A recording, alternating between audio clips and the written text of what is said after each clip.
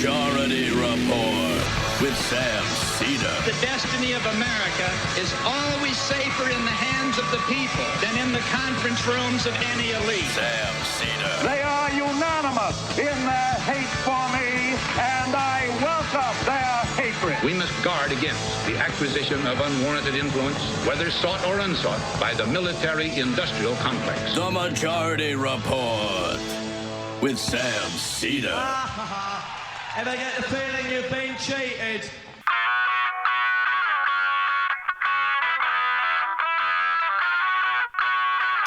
It's Thursday, March 5th, 2020. I'm Michael Brooks on the five-time award-winning Majority Report. We're broadcasting live steps from the industrially ravaged Gowanus Canal in the heartlands of America, downtown Brooklyn, USA. On today's program, Daniel Bessner. The end of forever war and the end of the dollar's dominance. What does the International Currency Reserve have to do with U.S. hegemony and reducing U.S. empire with Daniel Bessner? Bernie Sanders' campaign hatches a comeback plan. They are flush with cash, getting ready to head to the industrial Midwest and talk about President Obama's praise of Sanders, even as he has worked to destroy the Sanders movement behind the scenes. Joe Biden's commitment to cutting Medicare, Social Security, and voting for every single trade deal that has ever decimated the industrial Midwest. The Biden coalition emerges, and it was always there for everybody to see if they were looking for it. Talk about that more later. Warren is out. Exit polls indicate Medicare for all desired by most. Why did voters in Texas have to wait as much as 6 hours in line? The Dow takes off and healthcare stocks soar after the Biden wins. Kind of tells you everything you need to know, folks. Surprise, surprise. Surprise, surprise. Democrats increasing the lead in Senate pickup opportunities.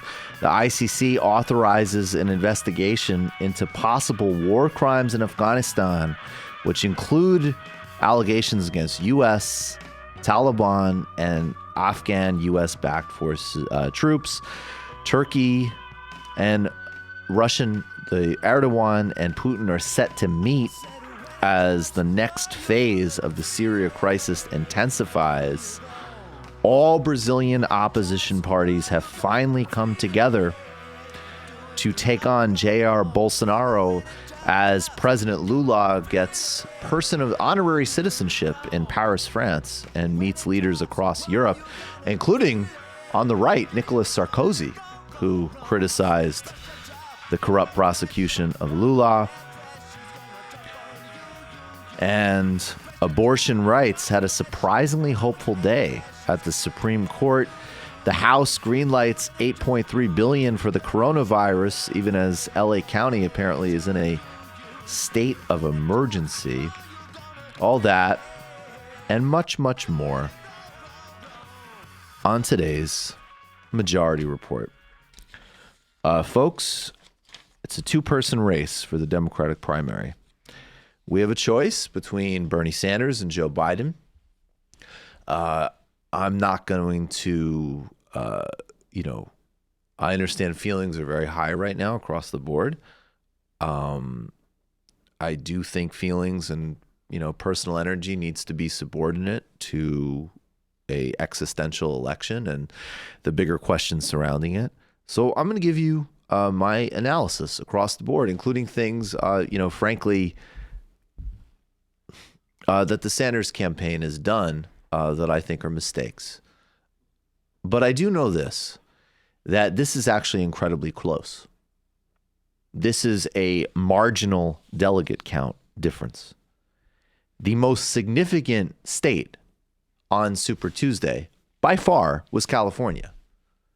Bernie won that by a significant margin. And this still will be the enduring story of this election, incredible organizing in the Hispanic community. not brokered through elites, not by certain discourses and signaling and this and that, but by grassroots, serious, deep, respectful, bottom-up, centered organizing. He lost to Hillary last time. He lost to Hillary last time in California. So we move into the industrial Midwest. Joe Biden is definitely more popular than Hillary Clinton. I think a lot of folks, and I've tried to say this for a long time, and I will take, look, an unpleasant noting of what I've said for a long time. Joe Biden's pretty popular. He's pretty popular across a broad swath of voters. Now, we would like to think that because he was an architect of the prison industrial complex, because he was an ardent advocate of war, because he's probably made you much more likely to be drowning in medical and credit card debt, that would do the job, but it has not. So we need to be very strategic and very clear in the coming weeks about how to deal with Joe Biden, including the fact that, yes, he is a very weak general election candidate against an increasingly commanding president in terms of poll numbers. I think that this clip from 2016, and I want to just get back to the very basic things of the Sanders campaign. We've gotten way too obsessed with the mistakes they made in 2016. Sanders did a lot of things right in 2016. And a much more, and this is going to become less of a punchline, frankly, a much more awake and clear-speaking Joe Biden recognized that in 2016. You know, if Bernie Sanders never said he was a democratic socialist, based on what he's saying, people wouldn't be calling him a democratic socialist. That's how he characterizes himself in sort of European terms, the democratic socialist parties in Europe. But why is she having trouble? Well, I think that Bernie is speaking to a yearning that is deep and real, and he has credibility on it. And that is the absolute enormous concentration of wealth in a small group of people, with the middle class now being able to be shown being left out. There used to be a basic bargain. If you contributed to the profitability of an enterprise, you got to share in the profit. That's been broken. Productivity's up. Wages are stagnant. Hillary's talking about that as well. It's relatively new for Hillary to talk about that. Hillary's focus has been on other things up to now, and that's been Bernie's. No one questions Bernie's authenticity on those issues. And they question hers, you think? Well, I think they question everybody's who hasn't been talking about it all along. But I think she's come forward with some really, really thoughtful approaches to deal with the issue. But I just think, and look, you know, everybody, you know, it's the old thing. Everybody wants to be the favorite. No one wants to be the prohibitive favorite. Mm-hmm. And so it's an awful high bar for her to meet. So 3 really quick things, and then please jump in, guys. 1, it's stunning, the disparity between Joe Biden 2016 and Joe Biden 2020 as a speaker and in his cognitive capacity. 2, he's 100% right about what Bernie identifies in terms of the core defining crisis of our time. Especially, look, if your primary concern is poor and working people, that is my primary concern. I think actually that's quite clarifying. There's a huge amount of issues that are profoundly powerful and important, and they overlap and they have interconnection. But at the end of the day, that is my primary concern. 3, Joe Biden is now virulently fighting against the solutions to the crises that Bernie's talking about. And at the flip side, there's another deep yearning in the country right now, and it's clear in the Democratic electorate, which is sorry to, and look, this is what the folks on my part of the left need to get very real about. But also, it's not the woke posture stuff. It is the Whole Food moms and an anti-Trump base. Biden builds could boost Democrats in November. Now, I think there's question marks around that, but that is the 2018 electorate. That is a broad set of people that don't like Donald Trump and don't want just sort of, an obscene mess on television every day.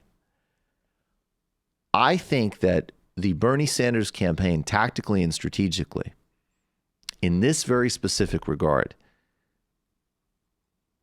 has to figure out a way in the coming weeks to thread and actually connect those two critiques.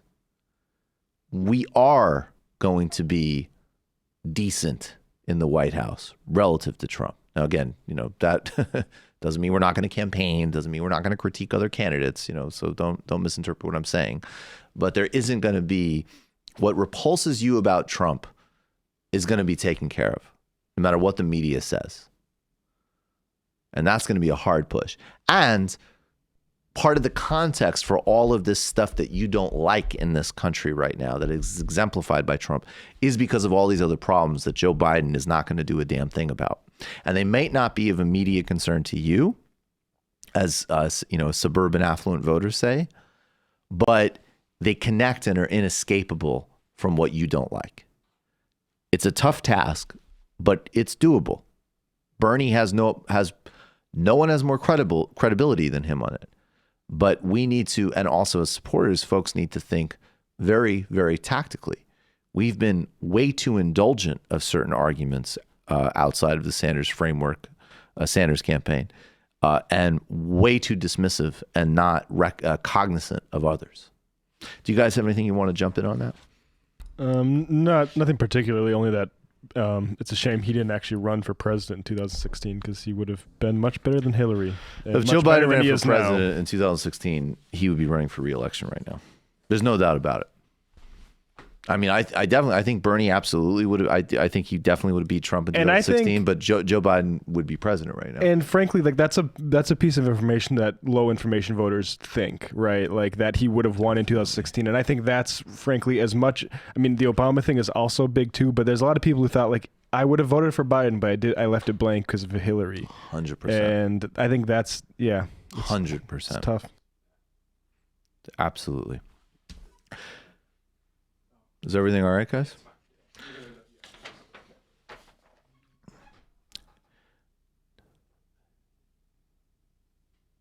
You know that Honey is the free online shopping tool that automatically finds the best promo codes and applies them to your cart.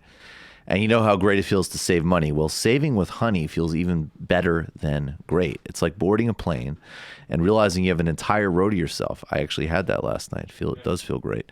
Or like finishing up your podcast episode right as you walk into work. Honey has found over 18 million members. Honey has found its over 18 million members, over $2 billion in savings. That's a lot of money. Plus, Honey supports over 30,000 stores online, including Macy's, Target, Sephora, Best Buy, and more. And they're adding more stores every day. You know users love Honey since it has over 100,000 five-star reviews on Google Chrome store. I started using Honey because I have very little patience. Shock of all shocks. And I would just, if I needed to, and I'm not, I don't do a huge amount of shopping online, but if I needed to do something or, book a flight, whatever, buy something, get a book, order something online, I would just be like, I don't have time. I don't have time to figure out how to get this code, right? And then, I started to realize this is really stupid. I'm losing here. But at the same time, I don't want to spend all day putting in different random Google searches and whatever. I got Honey, boom, it's right there. Now I know it. I get all the savings. Using Honey feels pretty great. Think of it as a little daily victory. Plus, it's free to use and install in just a few seconds. Get Honey for free at joinhoney.com/majority. That's join Honey, like honey, HONEN. That's joinhoney.com/majority. Another supporter of today's show is Skillshare. The Majority Report is made possible in part by Skillshare. And the first 500 people who go to S, as in Sam, K, as in Killmonger, L, as in loser. Sorry? Did you forget an I? No, it's skl.sh. Gotcha. Okay, sorry. skl.sh/Majority Report 6. So there's definitely links on the blog post and YouTube for this one. You're going to get a free premium membership to Skillshare for 2 entire months. Skillshare is an online learning community that offers thousands of classes on almost any topic you can imagine. All classes are taught by experts in their field. They have classes on drawing, painting, photography, video, editing, web design, running a small business, and a whole lot more. Almost all of the classes are less than an hour long, and every class is split up into bite-sized lessons, so it's easy to fit Skillshare into your week, even if you have a busy schedule. I have embarked on and continue my Portuguese, which, pray to God, don't ask me to test out yet, but I will keep going. The system is very easy to use, but I need to be a more diligent student. But it is amazing. It is awesome to have something that you can just take 10 minutes. You know you're not going to get any work done or anything. You don't have the energy to like read a book, but you also don't want to just waste time. So you get in and do something productive. Everyone can benefit from setting aside a little bit more time to get creative. Skillshare has classes at every skill level, whether you want to get better at something you already have a lot of experience with, or you want to explore something that's totally new to you. A membership to Skillshare is less than $10 a month and gives you access to their entire library of classes. But the first 500 people who go to skl.sh/majority-report6, that's the number 6, are going to get a free membership for 2 months. We've put the link underneath this video if you're watching on YouTube. All right, folks, we're going to take a brief break, and we're going to come right back with Daniel Bessner.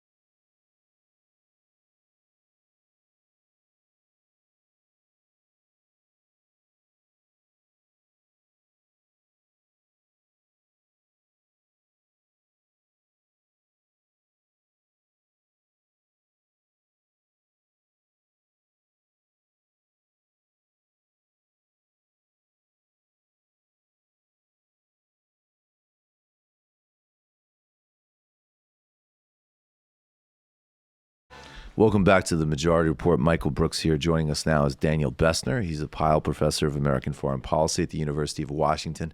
He's also author of Democracy in Exile, Hans Speyer and the Rise of the Defense Intellectual, and a new piece that he co-wrote with David Adler in the New Republic called To End Forever War, End the Dollar's Global Dominance. Daniel, how are you? Thanks for being here. Yeah, good, man. Thanks to be back. Very happy to be here. So I want to just get a big picture read from you on the election, because I'm sure that that's dominating most people's thought process, but then we will get to this piece.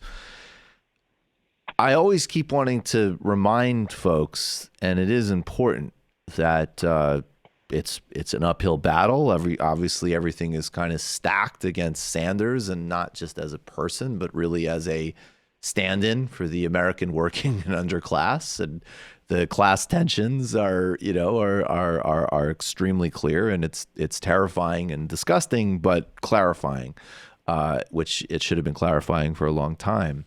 But that being said, he won California. The delegate count is close. He's got a huge amount of money. No one has a grassroots army like him, and the game is still absolutely playing. So I say all that this is not a post-mortem question. But as a historian, what do you make of, we don't usually go in this lens. We try to, as more kind of materialist-oriented people, to go the class lens. But what do you make of, A, that the young people are not showing up in the numbers they need to show up, and 2, just the absolute resounding F you from the boomer generation at young people? Yeah, it's pretty interesting. I mean, I think there's a lot there. Well, I guess before I get into those specific questions, I just want to say, like, obviously Super Tuesday or Super Thursday, as the case may be, wasn't great for Bernie, and I think that's pretty clear. But I'm actually not particularly worried. I think Biden is an especially weak candidate. I believe that once people actually get their eyes on him and see, the gaffes that he is no doubt destined to repeatedly commit, the fact that he is basically tied to all of the failed policies of the last, 4 decades of Democratic administrations, the fact that he's kind of an oily guy and not particularly charming, he's kind of like creepy in a way. I actually think if the Bernie campaign hits him in the right ways, that he's not a particularly difficult person to overcome. So although obviously it wasn't great, I also do think that things aren't as dire as people might feel right now. And if anything, it'll actually spur opposition to, it'll actually galvanize people on the Bernie side. And ideally, Warren will also endorse him at some point today or tomorrow. And that'll also bring her supporters over to incredibly optimistic read here, Daniel. This is like creative visualization level. Sorry? There's no point in not being optimistic until we lose. Right. No, true. Yeah. So I don't think it's an impossible path by any stretch of the imagination. Ideally, he would have done better, but he didn't. But I still think we're not in the worst position in the world. That'll be to get to your questions. I do think that'll rely on youth voter turnout, and it's an enormously complex question why people didn't turn out in the ways that they did. I mean, there's obvious structural impediments like the various voter suppression things going on throughout the country that that many people have reported on. There's the fact that it takes place mostly during a workday and people are tired. It's a fact that young voters are particularly alienated from the system, and there's definitely sort of ennui might not be the right word, but a fatalism about the future of the United States. And this is also harmed by the fact that the boomers are just really giving their final FU, as you said, to the millennial and Zoomer generation, which is it's interesting from a historical perspective. It's kind of like the long arc of Boomer history. Is that it's? I was joking on Twitter the other day. It's really kind of funny that the candidates, all of whom are running right now, are really sort of boomers, and they're all born in sort of the halcyon days of the United States empire in the 1940s. And they're going to be president in sort of the end of the so-called American century, which Henry Luce coined in 1941. And I just think like you could just see this as the long arc of boomer history, sort of coming into the most expansive American economy in the United States and probably even world history. The U.S. controls 50% of world production and leaving it in a state of total disarray. So I just think those votes are votes for a status quo. votes for Biden are votes for a status quo and essentially votes for a world that no longer really exists. People are voting, boomers are voting like it's 1975, 1980, and it's just not any longer. And then there's larger structural impediments to the entire system. You know, there's no real deep left bench, which is why we had to rely on Bernie, who I love, but an old, kind of an old guy. And then the next, the next leader is AOC, and she's 50 years younger. So that's, a longer conversation. But I think it has a lot to do with sort of these old ideas failing to die and inertia in both our politics and our political structures. Yeah, it all makes sense to me, and I learned from you. My pushback, and the only reason I'm doing it is because I do think there is still a little bit of a chance here, and we got to be really smart, and I think setting aside policy that the disconnect between what people like you and I, and actually folks who are on the other side of the equation of a sort of new emergent, and they're us on the left, say other folks maybe more of a kind of new emergent, sort of woke center liberalism or whatever. People who have do not appreciate Joe Biden on any level and are younger, who are overrepresented in various types of media and academia, I think are like the last people on earth to understand his appeal. And I think you, on a macro level, you've outlined it, is a lot of just, status quo nostalgia, just sort of unthinking entitlement of boomers who have no context of where we are, that we aren't in 1974, we aren't in 1980. But I also do think that this is a guy that actually, if you go out and talk to a lot of quote unquote normal folks, they like him. They find him very likable. For sure. And I think that, our sort of various preferences and thoughts and, whether, substantively or not are, this is actually a great iceberg of, okay, but we, the majority obviously does not sort of share that. So how do we figure out a way of getting back, I think, to some of the sort of just simpler, broader Sanders message going back to 2016 about income and wealth inequality and healthcare and a crisis that Jesse Jackson actually distilled best in 1988, spanning from, the deindustrial, sort of white supremacy attacked Reaganism in the 80s, and also, the hollowed rural parts of the country that had, going back to Bobby Kennedy's poverty tours, right, had never even gotten, places in the inner and outer that had never even gotten a New Deal or Great Society. And then at the same time, somehow indicating to these overwhelming blocks of voters that I think, in fact, do like Joe Biden, they don't want to reckon with the failures of Barack Obama or Bill Clinton, that somehow you actually say to them, hey, look, yeah, Joe's a great guy, but he's kind of slipping a little bit. You really think he could run against Trump? And, oh, incidentally, we're going to go for some real change here to help people out, but we will give you some sort of sense of normalcy. I think in the last couple of weeks, frankly, that the Sanders campaign has leaned in too much to the, some of the anti-establishmentarian rhetoric. I think that there could have been a pivoting to, we're going to become it because we're actually about to take over the Democratic Party and make it a party of FDR and justice and dignity and so on. Anyway, how does any of that resonate to you? I think that's completely right. And I think that when you're considering about why older people vote for someone like Joe Biden, you have to recognize that for most of them, particularly white people, especially. But, if you take the long sweep of their lives were pretty good.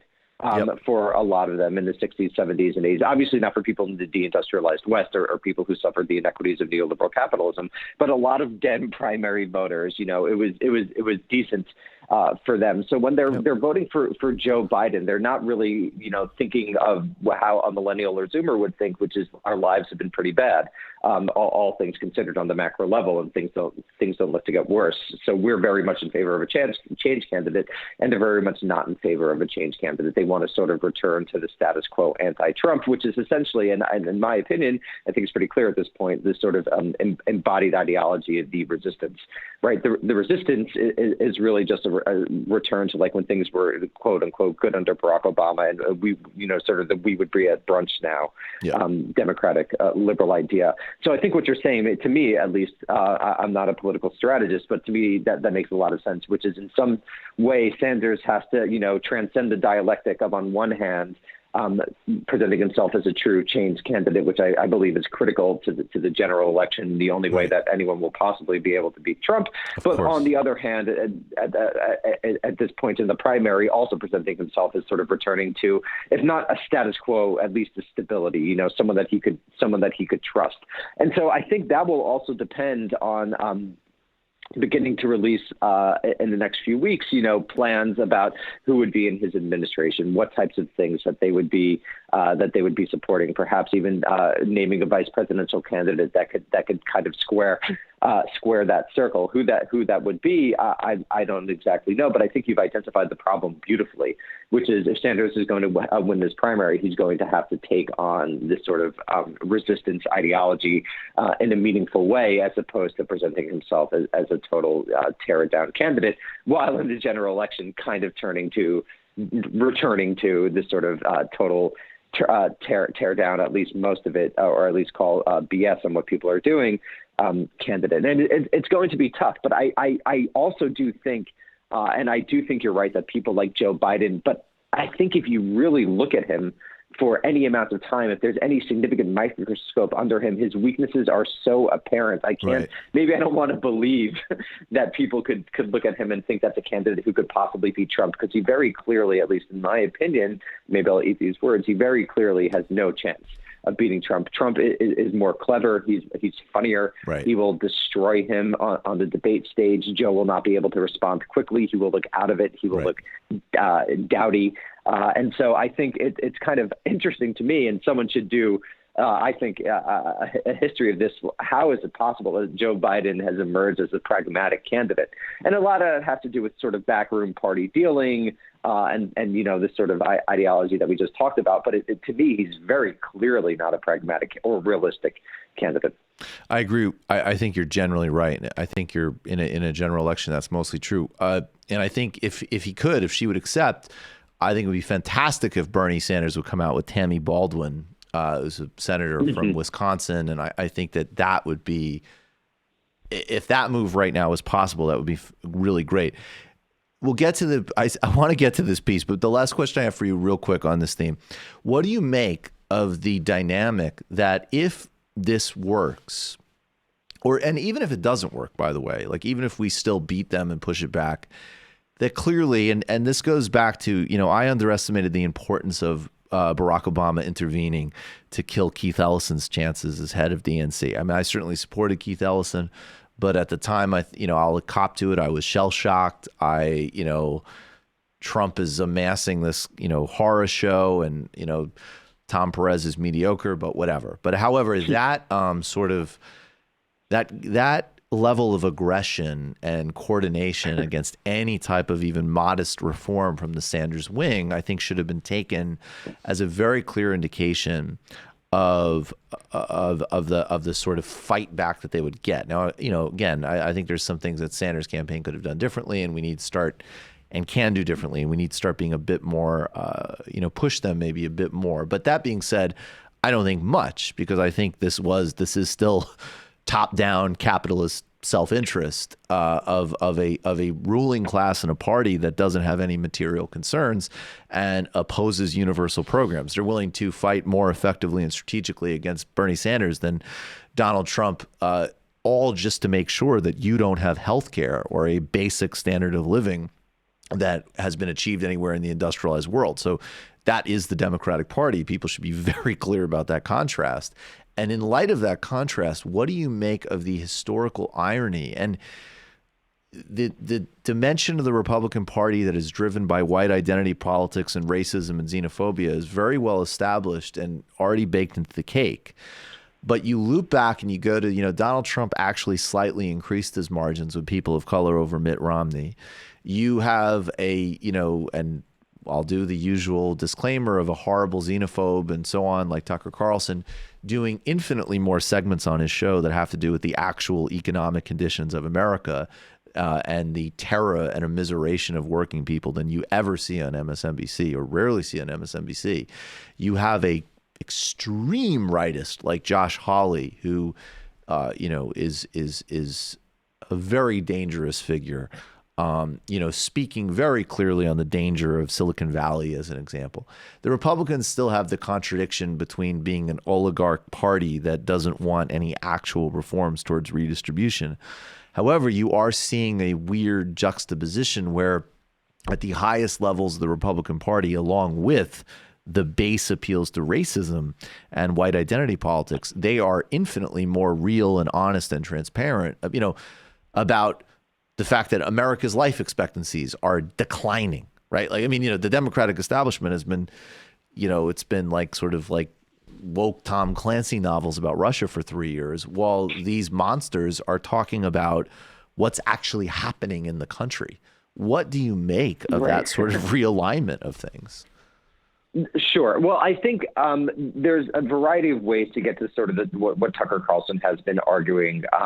So one way is sort of the nativist politics that you just mentioned. That essentially they're defining a particular nativist community organized primarily around white people, even though I think recently, like in 2020, you can't just claim that outright, even though I think that's the subtext of someone like Tucker Carlson is doing, demonizing immigrants, incredibly xenophobic and racist, all of those things. And that's one way to get to sort of the welfarist state, right? In some sense, that's what the gamble of the Nazis was, that we're going to give you welfare. It's just going to be organized not around being a human, but by being an Aryan. Right. So this is a long streaming conservative thought that is bubbled and flowed at various times. It sort of went into a bit of hibernation during the Reagan era, but as we're emerging from kind of the world that Reagan created, you see it coming up, and it's a very nativist politics. Another way to get to sort of similar policies is from a social welfarist or social democratic perspective, where instead of saying that you're going to organize it around a particular racial community, which is, I think, the subtext of what people like Carlson are ultimately arguing,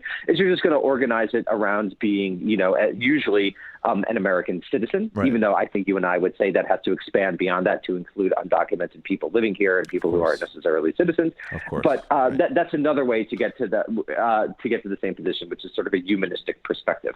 The problem, though, is that I think there's an ideology in the leadership of the Democratic Party, which I guess is what I would call a meritocratic ideology.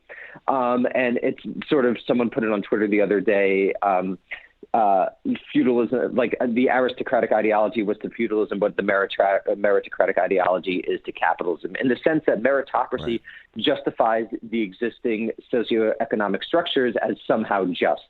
So you essentially have a professional, in my opinion, you have a professional class of Democratic leaders, many of whom went to, like, quote unquote Ivy League schools and had good educations, or work at McKinsey, work at Goldman Sachs, who fundamentally think that their position in life is justified, and that they also think that they work, many hours for it. They work hundreds of hours, et cetera.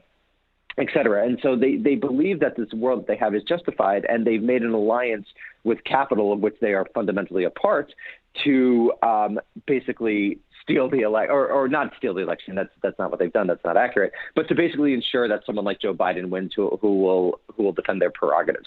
So I think what you have on both sides is forms of oligarchy. I think the oligarchies are of a different character, but I think that they often arrive at similar political and socioeconomic positions from different lenses. And what Sanders, I think, is trying to do is he's trying to basically, he'll never frame it this way, but he's trying to essentially destroy the ideology of meritocracy, which is the notion that the people who have the most capital, who have access to the most resources, in some fundamental level deserve it. And I think this is it's an epochal political shift. I think that Sanders, the movement, and the fact that so many people under 40 really believe it, have really ended the meritocratic, to use Gramscian terms, meritocracy's hegemony.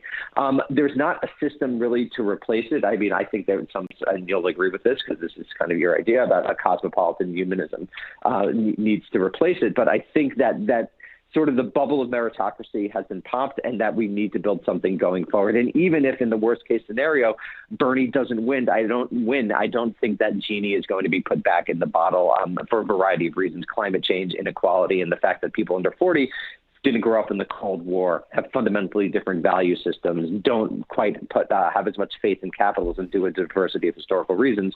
Most importantly, 2008 and 2009, I think things have fundamentally changed. Yeah, my last thought on that is real quick, because I do think that the problem is that you have, yes, of course you have the tradition that it comes from on the right is enormously dangerous, and you also just have the raw reality that one side has a leadership and media base that is literally just speaking about actual things across these issues. And then on the Democratic side, and sometimes extremely effectively, if we're being honest, and then on the Democratic side, you have, again, they're not stealing it, but again, you have people who, in the face of Republicans or Trump, are mostly totally ineffective and embarrassing and kind of scrambling around and, ranting and raving and, calling him Trump for whatever and not accomplishing much. And then, amassing this kind of incredible level of efficacy to destroy the multiracial working class coalition.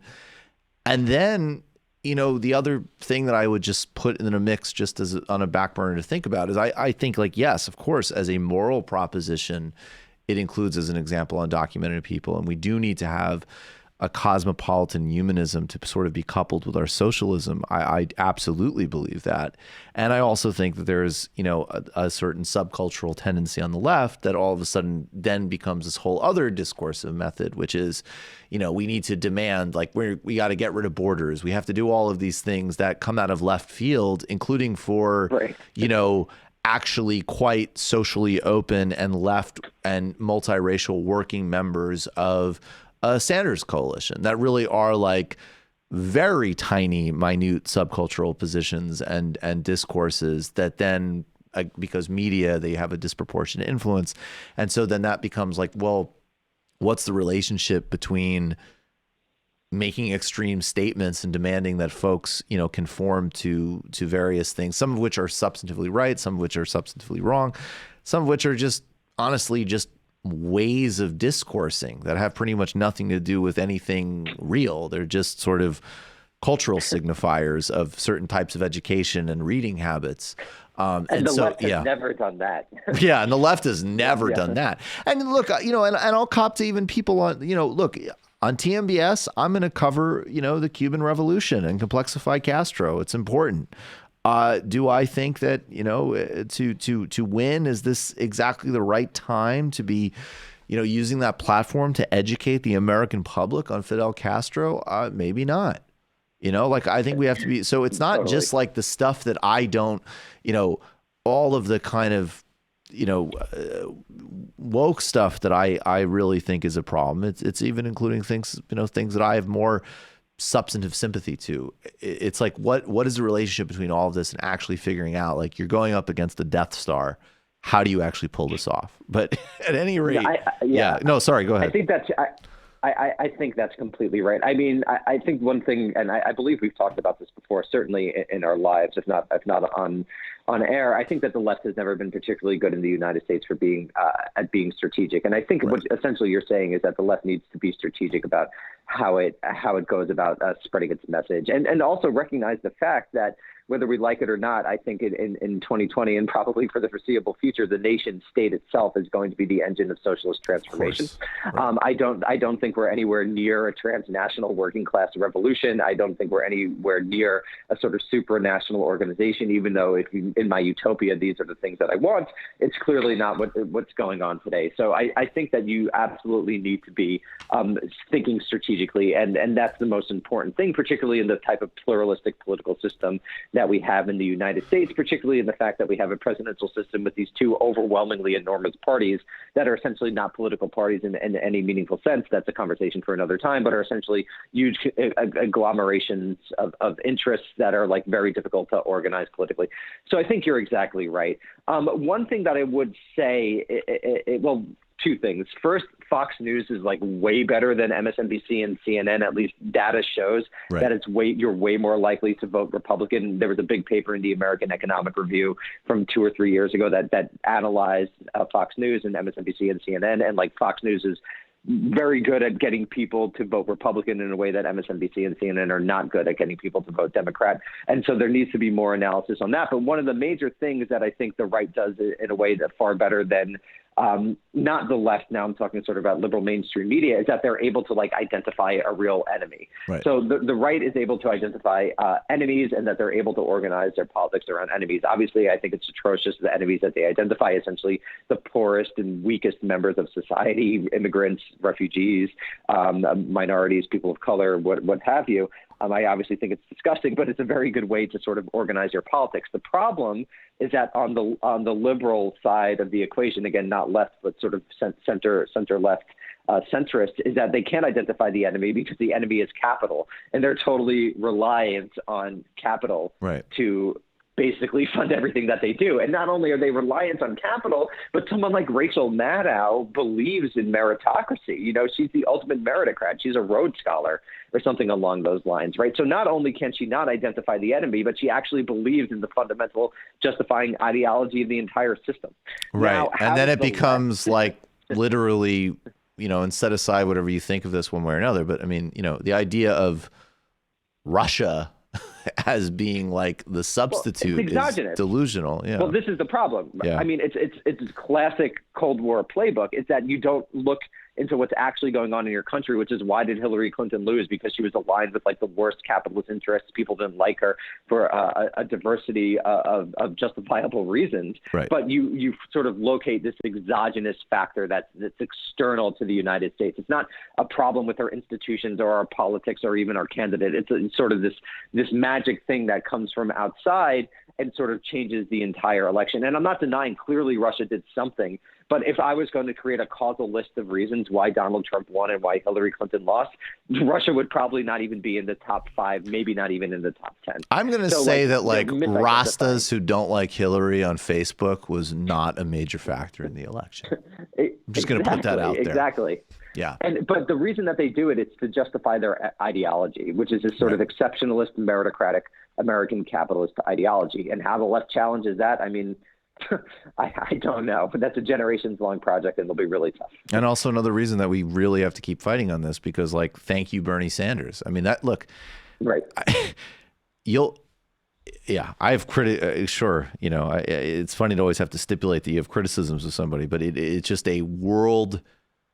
This is the only person in the game who would even attempt this. So it requires our appreciation. And I think clearly millions of actual working people do and have and will keep fighting. In this piece, the end of forever war, the end of the dollar's global dominance, which we will at least take a few minutes to talk about.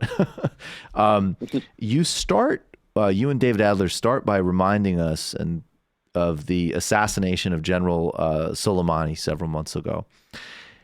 And just situate how you understand that assassination, especially in light of the discourse of U.S. decline. Sure. So I think that there's been a lot of discussion about the decline of the American empire and that we're sort of the sick person of the world, et cetera, et cetera. And I just personally think that the discussion of decline is far overblown. I mean, clearly the United States in 2020 is not at the position it was in 1945. Again, I mentioned earlier in this conversation, basically the only world superpower. I mean, people thought the Soviet Union was a superpower. We know it was actually like kind of destroyed and was kind of not really the superpower superpower that people envisioned. So in retrospect, we could see that the United States was the world superpower, and it's clearly not that in 2020. For example, I think the United States will be pushed out of East Asia in the next generation, probably earlier, and things along those lines. But still, what I truly believe is that the United States is by far the world's overwhelming superpower, if not the sole superpower. I'm sure people listen to the statistics: 800 bases, special forces deployed to three-fourths of the world's countries, spends more on defense than the next 7 countries combined, et cetera, et cetera. So what I think the Soleimani assassination demonstrates is that the United States is essentially able to act in the world as it wants with very little consequence. And I think we see that in the fact that we live in this empire and foreign policy has been barely a point of discussion in the debates. The United States is almost unique in world empires in that its citizens, the people who benefit from the empire or don't benefit from the empire, as I would argue, but the people who supposedly benefit from the empire don't even really conceive of themselves as living within an empire. And so the Soleimani, the ability of Trump to basically just do that and to suffer absolutely no consequences as a result demonstrates the sheer overwhelming power of the United States. And it's something that I think we need to take seriously if we're going to, as anti-imperialists or anti-hegemonists, whatever you want to call it, challenge the American empire. But what I also wanted to highlight in this piece, what David Adler and I wanted to highlight in this piece, was the fact that it's not just the military power that I just spoke about that allows the United States to dominate the world. It's also what is termed dollar power. The fact that basically world trade is denominated in dollars, and that regardless of what the United States does around the world, it's very difficult for countries to sort of challenge that because they basically have to conduct their trade in dollars. And if the United States cuts off your access to the Fed, you're essentially going to be unable to do anything in terms of the international political economy. So anti-imperialists, I think, or anti-militarists, however people want to brand themselves, have been really good about calling for things like ending endless war and reducing the United States' global footprint. But the only way that I think a truly sort of global justice is going to ever be able to be realized is if while we're attenuating the United States' military power, we also attenuate the United States' dollar power and pursue a path of monetary multilateralism where no one currency dominates the world until we, of course, get to the utopia of a global currency, and that's sort of Star Trek. Right. And it reminded me, you get into some very, there's an interesting interpretation of Saddam Hussein. Not obviously not in terms of his overall record, but some of the sort of the reason he might have been such a relentless fixation of U.S. empire. I want to bring into this conversation as well. In an interview that I didn't get to follow up with him on this theme specifically when I interviewed him, but President Lula gave an interview when he was still, under his unjust and false imprisonment with Brazil 247, where he talked about the BRIC countries and the BRICS, China, South Africa, Brazil, Russia. And people have formulated them as sort of alternative power blocks to the United States, and in various ways. Some people with a desire for radical politics, other people who just want a sort of multipolar world, which is important, but doesn't necessarily have a progressive vision attached to it. President Lula said very specifically he wanted the BRICS to be more aggressive and creative. And he specifically said that he wanted them to be a common alternative industry currency, and said, as an example, why if I'm in Bolivia, if I'm Brazilian and I buy, matches, why am I using U.S. dollars? And, he said when that conversation opened, President Obama called him and was like, are you actually trying to do your own currency? That there was a lot of anxiety about that. It's an enormously important piece of leverage that the United States has over the rest of the world. I mean, and it's not just in Latin America, which one might add, the United States has been deploying dollar power for well over a century to control, but it's even in Europe. Right. When European countries are buying goods from one another or goods on the global stage, they're doing so in dollars. Recently, I think it was one of the presidents of the high-ranking U.S. official, EU official, I forget exactly his position, but he was talking. He's like, why when we buy planes are we using American dollars? And the reason that one is doing that is because the empire is essentially asserting and affirming its economic hegemony. And if people switched to their own currencies, they would have much more freedom of action, not only in the political economy, which of course, obviously, but also, to deny the United States access to, to fly its planes over its country. The United States is able to do things like that because it's constantly able to threaten to cut off people's access to the Fed. And if it's able to threaten that, then countries aren't able to assert true sovereignty. Also, the fact that the United States has the world's currency, we talk about this in the article, it's able to run up enormous deficits that allow it to, purchase all the military equipment and to have this enormously well-funded military. So it's directly connected to military hegemony and military empire. And so going forward, I think the left, as I think it is going to, if it doesn't happen with Bernie, it's going to happen within the next 10 years. The left needs to be really thinking about, if it's serious about an anti-imperialist policy, it needs to be thinking about the connections between dollar power and military power and how one would go about weakening both at the same time in order to bring about what I think a more peaceful and less imperialistic world. Last question. This actually does loop us back to the beginning. Another perfect example of how Trump's just direct gangster version of it but it still goes back to related, not exactly the same thing, but closely related. The famous line from the 1990s, Thomas Friedman, in one of his, great odes to, corporate hegemonic globalization, which in that time, even though there was actually enormous U.S. military activity across the globe, even in that time, it was actually framed as we're in the era of peace and consumption. And Thomas Friedman, the sort of, the sovereign guru of sort of, just kind of, middle brow bullshit about globalization and, ignoring all of the huge social and environmental costs. He said at one point, I think it was the golden arches of McDonald's are, I think, protected by the plains of McDonnell Douglas, to paraphrase. And so even this idea of Biden and this thirst to return to this previous order, those are two lanes in which there will be full U.S. imperial aggression towards diversifying the global currency supply. Oh, absolutely. I think just it's important to underline the point you just made is that so-called peaceful globalization was always underwritten by American military power. And I would argue that for the last 75 years, basically the entire structure of the world has been underwritten by military power, and to be even more stark, underwritten by American nuclear power. I think we forget it today because we're so far from Hiroshima and Nagasaki, but it really does matter that the United States could obliterate countries basically in the blink of an eye. And I think that it's the ultimate material fact of dollar power, of military hegemony. And I think we're going to have to think about this as a governing left much more seriously in the next 10, 15, 20 years as sort of the millennial and Zoomer generation begins to move into the actual state and begins to wield the levers of power in a serious and meaningful way. Daniel Bessner, the piece in the New Republic is To End Forever War, End the Dollar's Global Dominance. He's also author of Democracy in Exile, Hans Speyer, The Rise of the Defense Intellectuals, which is an incredibly well-written book and gives you a institutional history of the military-industrial complex.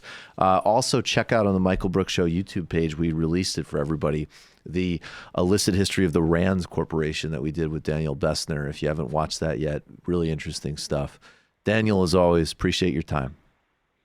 Thanks, Michael. Have a great rest of your day. You too. Be well. All right, folks. Become a member of the Majority Report, majority.fm/become a member. Become a patron of the Michael Brooks Show, patreon.com/TMBS. There's a ticket link on the majority.fm homepage to our live show in Austin, Texas, April 3rd with Anna Kasparian and Abby Martin. We're excited to see you. We're doing TMBS this Saturday. Actually, we're doing a special Saturday show with Ahmed Cabello, and who's a Sudanese and British journalist, and we're also going to just sort of unravel what's been going on. And then there's a live show coming up in Boston as well Tons of stuff to track. So go get all of it at patreon.com/TMBS and join 113,000 other subs on the Michael Brooks Show YouTube channel. Matt. Oh, yeah. Not a big plug today. Check out Literary Hangover. I'm going to be doing some streaming soon on the YouTube channel. Smart. All right, folks. We'll see you in the fun half. You are in for it. All right, folks. 646-257-3920. See you in the fun half. Are you ready?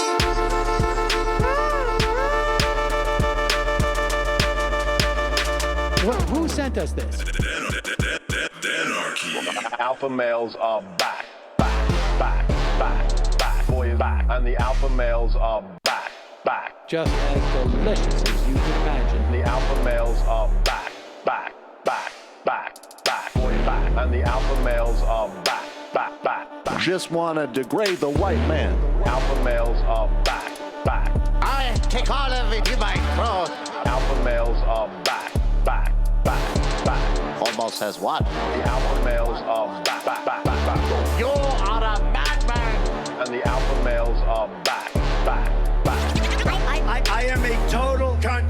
Can we bring back DJ Danergy's song, please? Yeah, or a couple of them. Just put them in rotation. DJ Danergy. Well, the problem with those is they're like 45 seconds long, so I don't know if they're enough of a break for people. That's fucking nonsense. Hey, folks, reminder. I do not have Parkinson's. And the alpha males are psych. Fuck 'em.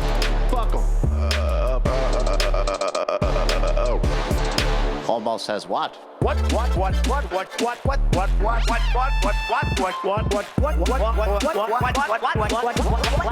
Almost says what? Hell of a lot of bank. Hell of a lot of bank. Hell of a lot of bank. Hell of a lot of bank. Hell of a lot of bank.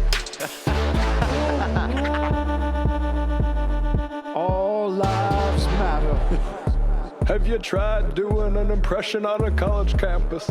I think that there's no reason why reasonable people across the divide can't all agree with this. Psych. For today, the globe. back. And the Africans are black Africans. And the alpha males are back. And the Africans are black. You see Donald Trump out there, doesn't a little part of you think that America deserves to be taken over by jihadists? Keeping it 100. Can't knock the hustle. Come on, fuck 'em. Things I do for the bigger game plan. By the way, it's my birthday. Happy birthday to me, Jew boy. I have a thought experiment for you. And the alpha males are back. Africans are black. Alpha males are back. Africans are black. Come on. Come on. Someone needs to pay the price for blasphemy around here. I am a total pussy.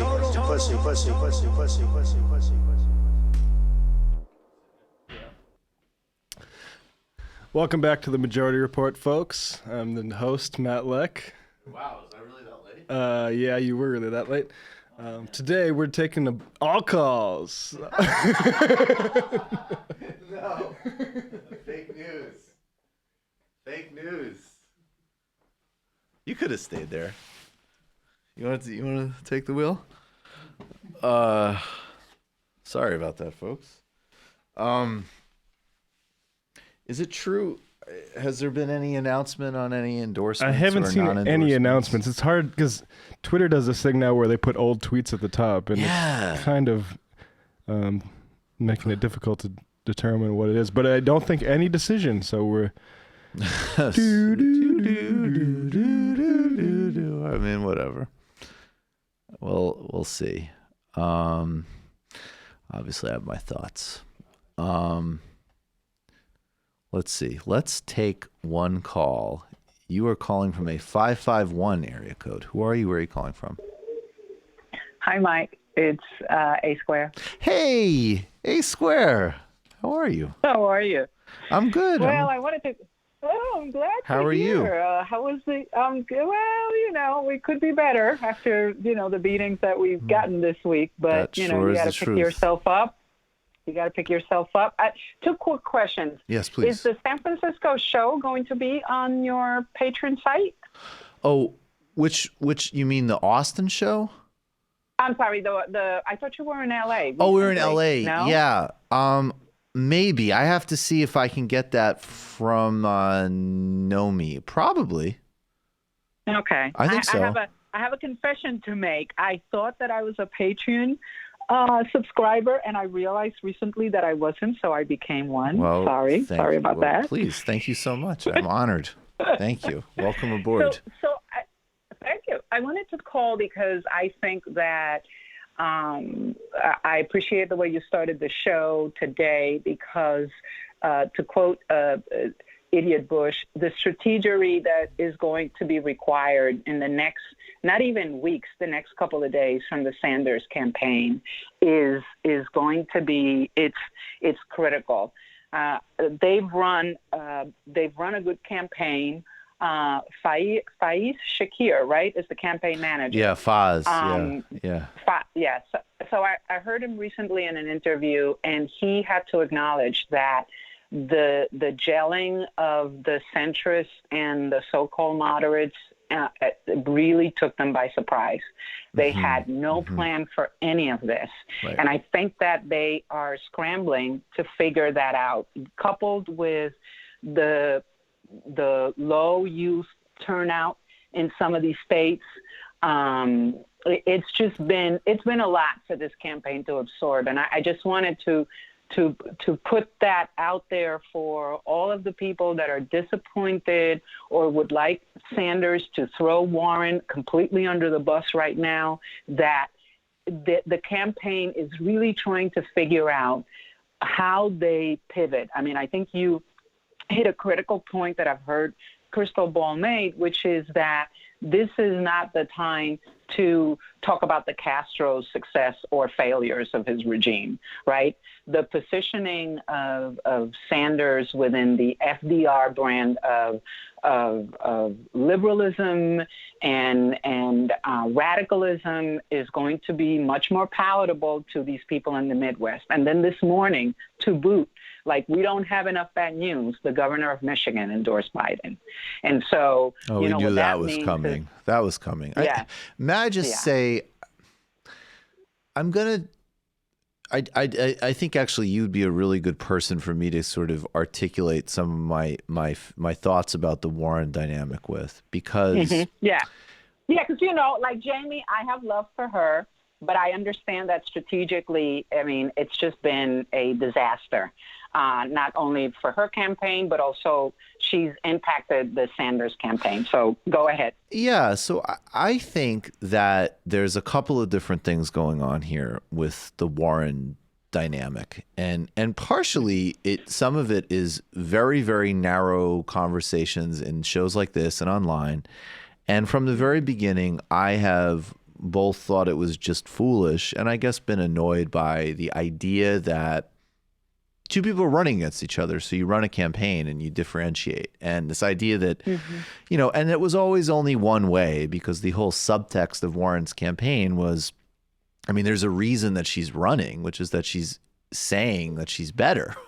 And so, okay, fine. That's everybody's right to do. But as someone who supports Sanders, obviously I think he's better. So we're going to differentiate it. And I think that those of us, particularly in this little subculture on the left, played a role for a while in handcuffing really important and basic differentiations and critiques that need to be made about the Warren campaign. And, I have to say today, like, agree. Yeah. And so that's, and I think as it's played out, like, sure, I'll say again, I think for what it's worth, I think when you're encountering normal people and you're out knocking on doors and campaigning, like, I think you should be nice to Trump supporters. Like, I think this kind of broader question of, like, no, I don't think you should go to a door that you're knocking in somewhere and they say, oh, I like Warren. And then you pull out a snake puppet and go, this is you right now. Right? Like nobody's talking about that. But in this media and online discourse, you've had this the narrative of the Bernie bro is insincere, it's classist, it's dishonest, it's totally can't be indulged for a second. And I will never indulge it for a second. Mm-hmm. And then when you do see folks saying, well, I like, I like Bernie, but he's, his supporters sent an emoji, so I'm going to vote for Joe Biden. That's narcissism. That's actually toxic narcissism, and I'm going to call it what it is. And I think, frankly, it's interesting and disturbing that people had no problem calling that what it was when, somebody voted for, say, Jill Stein in a swing state and said, oh, but it's my conscience. And I think we all kind of generally agreed, like, no, there's actually other things to consider besides your own feelings.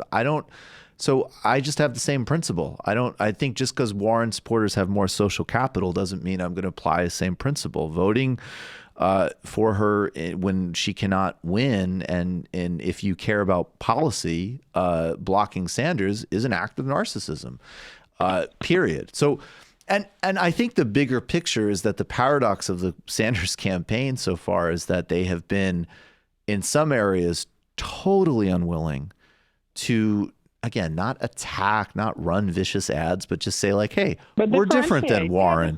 Yeah, we're different. Yeah, here's how, here's why, here's what it looks like. And do that from the beginning and resist all of the foolish nonsense calls for unity because it's a campaign.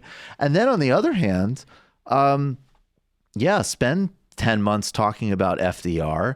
And frankly, if there was a turning point in this campaign, I completely missed it. But the fact that on stage in South Carolina, Bernie Sanders didn't get one shot in on Joe Biden's Social Security is a major damn mistake. So I that's how I see it. And that has nothing to do with, you should be nice and respectful to Biden voters. You should be nice and respectful on the doorstep in the community. But in media narrative, when I see people doing disingenuous narcissism, I'm not going to indulge it. That's not going to be my game. So what do you think is going to be critical in the next, like I said, forget the next couple of weeks. Yeah. I mean, Michigan is Tuesday, and that is going to be critical. What do you think is, if you were in the campaign or you were calling Breonna, what would you say? Well, I think these are the three key things for the campaign for the next week. I think he needs to aggressively synthesize that, somehow saying, I did a video a couple years ago where I said the only way to save what you like about liberalism is by socialism. And he needs to say it much more simply than that, obviously. But the only way to have a durable return to some of the norms that you like, quote unquote, is by having some actual reforms in the country so people aren't quite so angry and quite so deprived. He needs to put those two messages together. To be really blunt, maybe I shouldn't be as blunt as this, and he can't say it personally, but I think there needs to be some subtle messaging on where Biden's at mentally and physically. I'll just be blunt about it. I agree. I think that is the fondness for Biden is going to kill us all, right? I mean, I think that it is clear. I mean, that clip that you showed of him, and I had seen it online 4 years ago, the decline in 4 years has been tremendous. It's stunning, right? The inability to put it, it's just stunning. The inability to finish a thought, put a sentence together. It's just, but I think that you're right. I think that you thread lightly with that. How do you make that argument? I think it's going to be one of the key things. For the Midwest, I think for Michigan is you're going to have to, talk about trade. For sure. Of course. I think the black vote in Milwaukee, I think I think these black men that sat out for Hillary may come out on Tuesday, and I think that's going to be challenging. And I'm going to let you go because I feel like now I wake up and and all I say is thanks, Obama, because I see his invisible hand this last week pushing Clyburn, the call to Mayo Pete, and then this endorsement from the Michigan governor. Let me say that the only reason why I thought this was not going to happen was because she herself said that she was not going to endorse. So when she came out this morning, I'm thinking this was another Obama call for sure. But guys, as always, we so appreciate what you all do. Matt, Jamie, Brandon, all of you. It is so critical. And best is left. Left is left is best. Left is best. Hey, yes, Square, thank bye. you so much. Have a great day, okay? Thank you a million. You too, bye. All right, be well. Bye. What's this? We already put this up, but it's an Ashley Feinberg tweet because Ezra Klein, getting wonky, says, so the 2020 election is going to come down to a 73-year-old conspiracy theorist who rambles incoherently and lies constantly, a 77-year-old who rambles and sometimes loses his place, and I would add, lies constantly, and a 78-year-old socialist who just had a heart attack. Wow, Ezra Klein is disgusting. Ashley Feinberg says, yeah, should we choose the one candidate who still has a functioning brain? Hard to say. This is that type of, it's fun. It is amazing to watch the trajectory of people who made, like, don't make false equivalencies, are now in the heart of battle, making the most obscene false equivalencies. And I have been too hard on some people in some factions and way too easy on others. Mea culpa. So let's play actually first this ad. I think this is the direction that Sanders should be going, although there's some huge pitfalls here because, look, Barack Obama is the main reason here that there is this consolidation against Bernie Sanders. There is a very sad, depressing generational story to be told. If you were in your early 20s and this was the first guy that inspired you, and then you had 8 years of materially declining life prospects with sort of airy homilies about civics while you couldn't own a home, your economic prospects declined, and a global drone war raged across the world, and Wall Street bankers that wiped out $5 trillion of wealth got recapitalized without any meaningful reform. And then that he reemerges from essentially being a lifestyle Twitter to coordinate the Democratic Party to destroy the only shoot of hope that we see. I've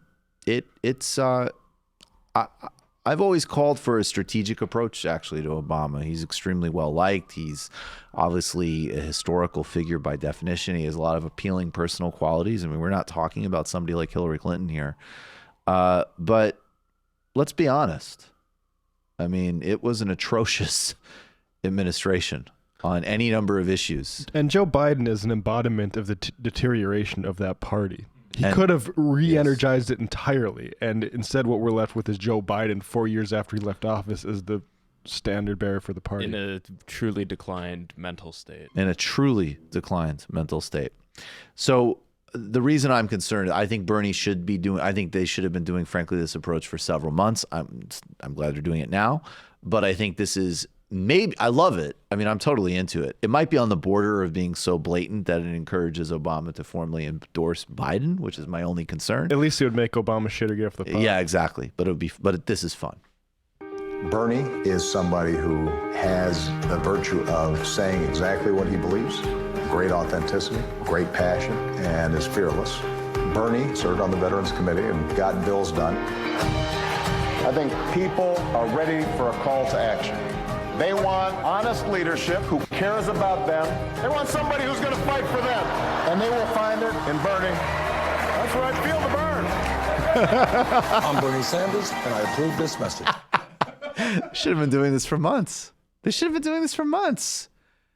That's where I feel the burn. I have been. That's a sound drop. That is a sound drop. And it also is incredible because, nobody could do this utterly pernicious, disgusting thing that Obama has done to organize everybody against, and let's be really clear about it. It's not just against Bernie. I mean, he is the prime fighter against healthcare for everybody in this country right now. People will die because of these phone calls.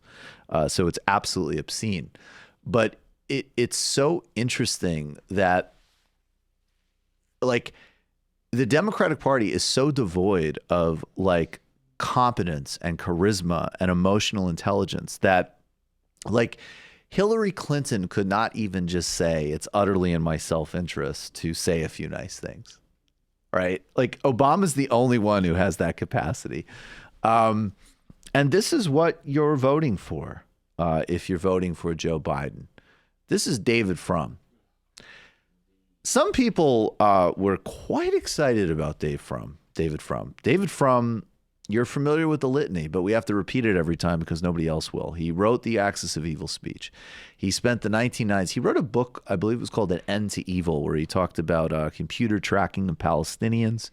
I mean, this guy has a record of murder promotion and is absolutely miserable, by the way, to look at, listen to, and in any way interface with. But some extremely mediocre minds with extremely shallow commitments were very excited about this guy. And here's what's interesting about it is he's not totally stupid. He's an asshole, but he's not a total idiot. And he's saying something that's vaguely true here with, of course, all of the most immoral conclusions. Joe Biden appeals to people who pay their cable bills on the day it arrives. Bernie Sanders appeals to people who may forget to pay the cable bill entirely.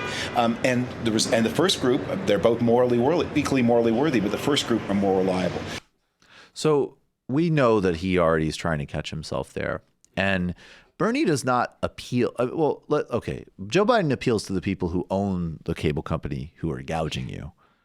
And Bernie appeals to people who don't forget, but are having it turned off because they don't have the money. Might have to prioritize spending elsewhere. They might need to get their insulin.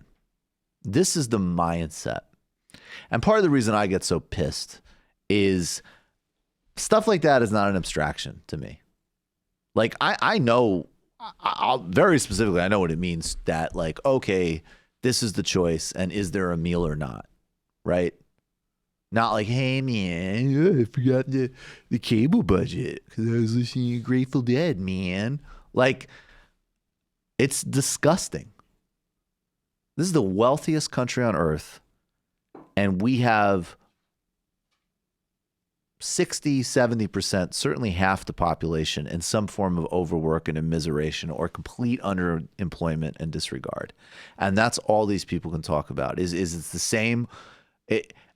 It's the same morality politics in the same way that David Frum was promoting racist talking points and blaming the poor for being poor in the 90s. He's doing exactly the same thing today, just on top of being offended by Trump's rhetoric. It's disgusting. This is Joe Biden. High quality options. The public option will be available in my plan. We'll make sure it's not quality. We'll make sure it's only affordable. Quality that's affordable. Right now, if you make 400% above the poverty line, for a family of four, that's about $100,000. You don't get any help in paying for your premium insurance that you may buy on the exchange. And the Biden plan will lift that cap so that no family will have to pay more than 8.5% of their income for their health insurance premium, period. And for folks in the working class that are below 400, they will, in fact, increase their... Okay, so first of all, that's still actually a pretty good amount of money, over 8% of your income. And if you're a family, we actually know that even if you're relatively comfortable, a dollar doesn't go as far as it used to. We also know that one of the reasons that there has actually been an increase in resentment along class lines that has been racialized is things like going to a place where Medicaid has been expanded and people are missing the Medicaid expansion cutoffs and then having to buy horrible overpriced plans, getting penalized for it in the private marketplace. And as a final point, and this is another thing, a lot of people, whined from the beginning, like, oh, why didn't you talk more about Biden? Because people who watch this show and shows like it don't like Joe Biden.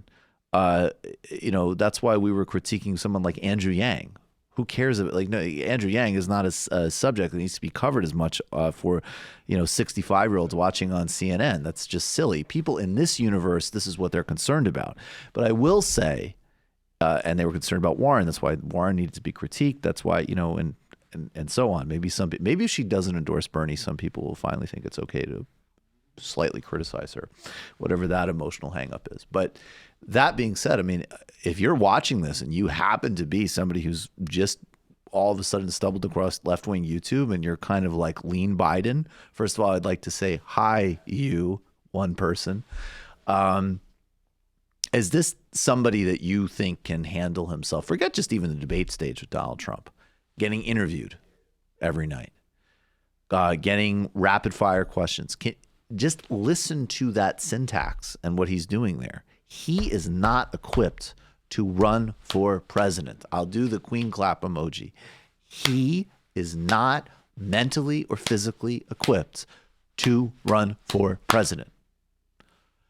If you nominate him, you are taking a massive risk. Massive. I don't want to be the one there with Donald Trump with a 5-point national lead and Joe Biden saying, I was the guy that created the coronavirus by accident. Can we please not do that? And just the way he talks about that plan, like just the way and in contrast to what Bernie can say is just unbelievable, especially when you look at these exit polls where in all 16 states, everyone chose single payer, even though they might have voted for Biden. Like just trying to articulate that, it sounds like you're at some sort of awful like health insurance seminar. Yeah, you are. And it's not even like a wonk policy person who just lives in DC and only talks to other policy wonks. It's 78-year-old Joe Biden trying to talk to voters. Explain it. Yeah, and Trump going up there and saying, "Oh, he's going to bring back the individual mandate. That means he's going to raise your taxes, or you're going to get a penalty. You don't want that, do you, folks?" Yeah, why didn't you fix premiums when you were in office doing this? Yeah. I was the guy who, in fact, said that, well, my time's up. My time's up. Go for it, Democratic Party. Very smart. Very smart. If you are one of 3 people watching this, and hopefully it's growing, or you have someone you need to send it to, if you have a relative or somebody who's engaged with Biden, maybe they're concerned about Social Security and Medicare, but it is not going to come through all of the laudable and important work on the man's devastating policy legacy. It is really going to come down to, can we be honest? Do you think this man has the cognitive physical capacity to do this campaign? And anybody who's being honest, who watches some of these clips, he does not. Does not. I mean, I would still be very invested in this race if he wasn't obviously in cognitive decline, but it makes this situation way more acute. So if you see a Bernie bro on Twitter a bit upset these days, just basically interpreting reality about Joe Biden's state, you give him some leeway. Don't ever complain about any Bernie stuff to me ever. Also, I don't want to hear any whining. I don't care. I'm really looking forward to the next debate when it's just them two on stage and Bernie in attack mode. I wish it was tonight. I wish it wasn't on a Sunday. Not because I don't like working on a Sunday, just because I think maybe more people will see it on a Sunday. Who knows? Maybe. I mean, but I'm still looking forward to what are the narrators going to go? They're going to say, how are you going to pay for single payer? Yeah, but exactly. Because I was the guy who Nelson Mandela told me that single payer just won't work. Yeah, but I mean, the thing that they learned last time was you don't want to make an obvious coronation. You can coronate somebody that you want to have the continuity of power. So, it's going to be Biden, folks. We're going to ram him down your throat eventually. But we need to fix, compared to 2016, is we can't make it so obvious. So we're going to trot out these other losers, basically, and let it pretend like this is actual contest. And that serves the benefit of taking the focus off Biden because, any focus on Biden tells you what we've been talking about already about him, which is that this guy can't make it. And it's amazing. It's worked very well. I mean, we should maybe just talk about this thing, how everyone's saying Bloomberg wasted all this money. Bloomberg nailed it, guys. Yeah. Like Yeah, what are Bloomberg you came in right as it was about as the race started narrowing. So again, more attention time devoted to Biden. And that attention time got soaked up to Bloomberg, rightly so, because he's an authoritarian menace, and thank God that you can't just buy an election like that. Yeah. Right. But this he failed in that, but he succeeded in his most important thing, which was stopping Bernie Sanders. Go to the 100%. transcripts from each of the debates he was 100%. in, and see how many times he references Trump as opposed to Sanders. It's all Sanders. Yeah, he's there, and of course he cries a little bit because it's an ego bruise, but it was mission accomplished. But the good news is now there's none of that for Biden. Biden has nobody to stand in front of him. And so we were talking about, Brendan and I were talking about before you got in, it's he had all these blockers for the first 75 yards, and now he has an open path to the end zone, but he just has to not fumble the ball, and he's bobbling it this entire time. So we'll see what happens. We'll see what happens. I think the biggest hurdle, this is Seb Gorka has back pain. I think the biggest hurdle facing Bernie campaign in the next few months is acknowledging Biden's cognitive decline. We need to have empathy for him in his condition, but also clearly state he's not fit to be nominee, let alone be president. Well, right, of course. Look, it depends. And again, this is also the other thing that gets so frustrating about these conversations. It depends what you're doing. All the Bernie bro bullshit that I won't indulge in any way, shape, or form is three things. One is that every type of subculture and culture online can be toxic. So if you want to talk about that, let's talk about that. But that's not about one campaign. Two, it's mostly just people in power whining about being held accountable for lying and for trying to harm people. And three, people like us. And on this continuum, we get to make jokes about that. And that's funny and that's okay. Nobody's suggesting that the Sanders campaign put out a press release going, ha ha. Super Thursday, Joe? Super Thursday. Don't you need a nap? But what? Again, it's oh my God, people are so frustrating with this. Just make some basic, obvious distinctions here. The Sanders campaign, however, does need... we can't pull it up, but there's a classic campaign ad that Obama ran in 2007 or 2008. And it's John McCain it was right in the fall when the crisis started. And it's John McCain going this crisis is whatever. And the news flashes about how horrifying it is. And it's all ominous music and mostly silent. And then they just write, who did John pick to be his backup in a time of unprecedented crisis? And then it just went to Sarah Palin winking at the camera. Because it was visually, in a time of crisis, John McCain, as a cynical campaign move, picked an idiot to have this position. And that did what it needed to do. Yeah, let's play that ad if we can, actually. I think that would be good to... It's the one with... Yeah, I think this is it. I think it's his choice. Look up Obama, his choice. All right.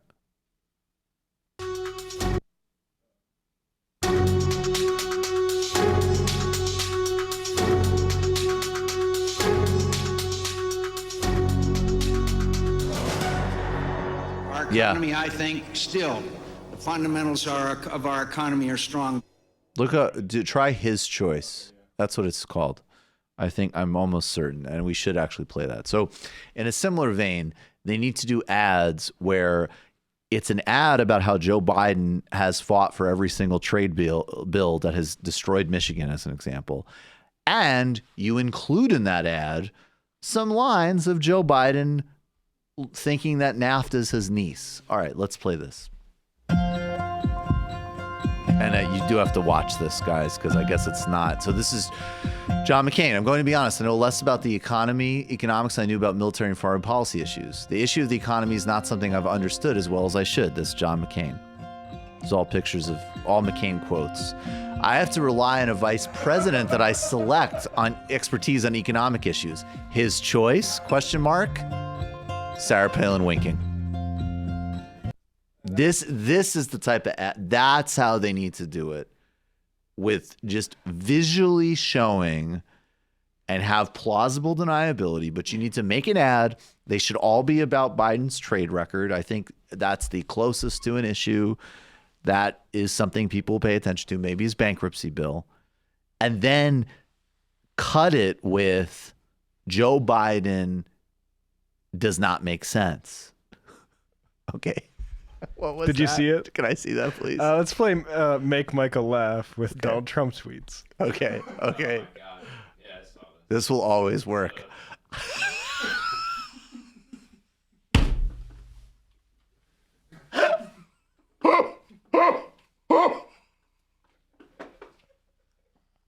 He's not even fighting. He's just holding him back. Oh, that's amazing. Is there any sound to it?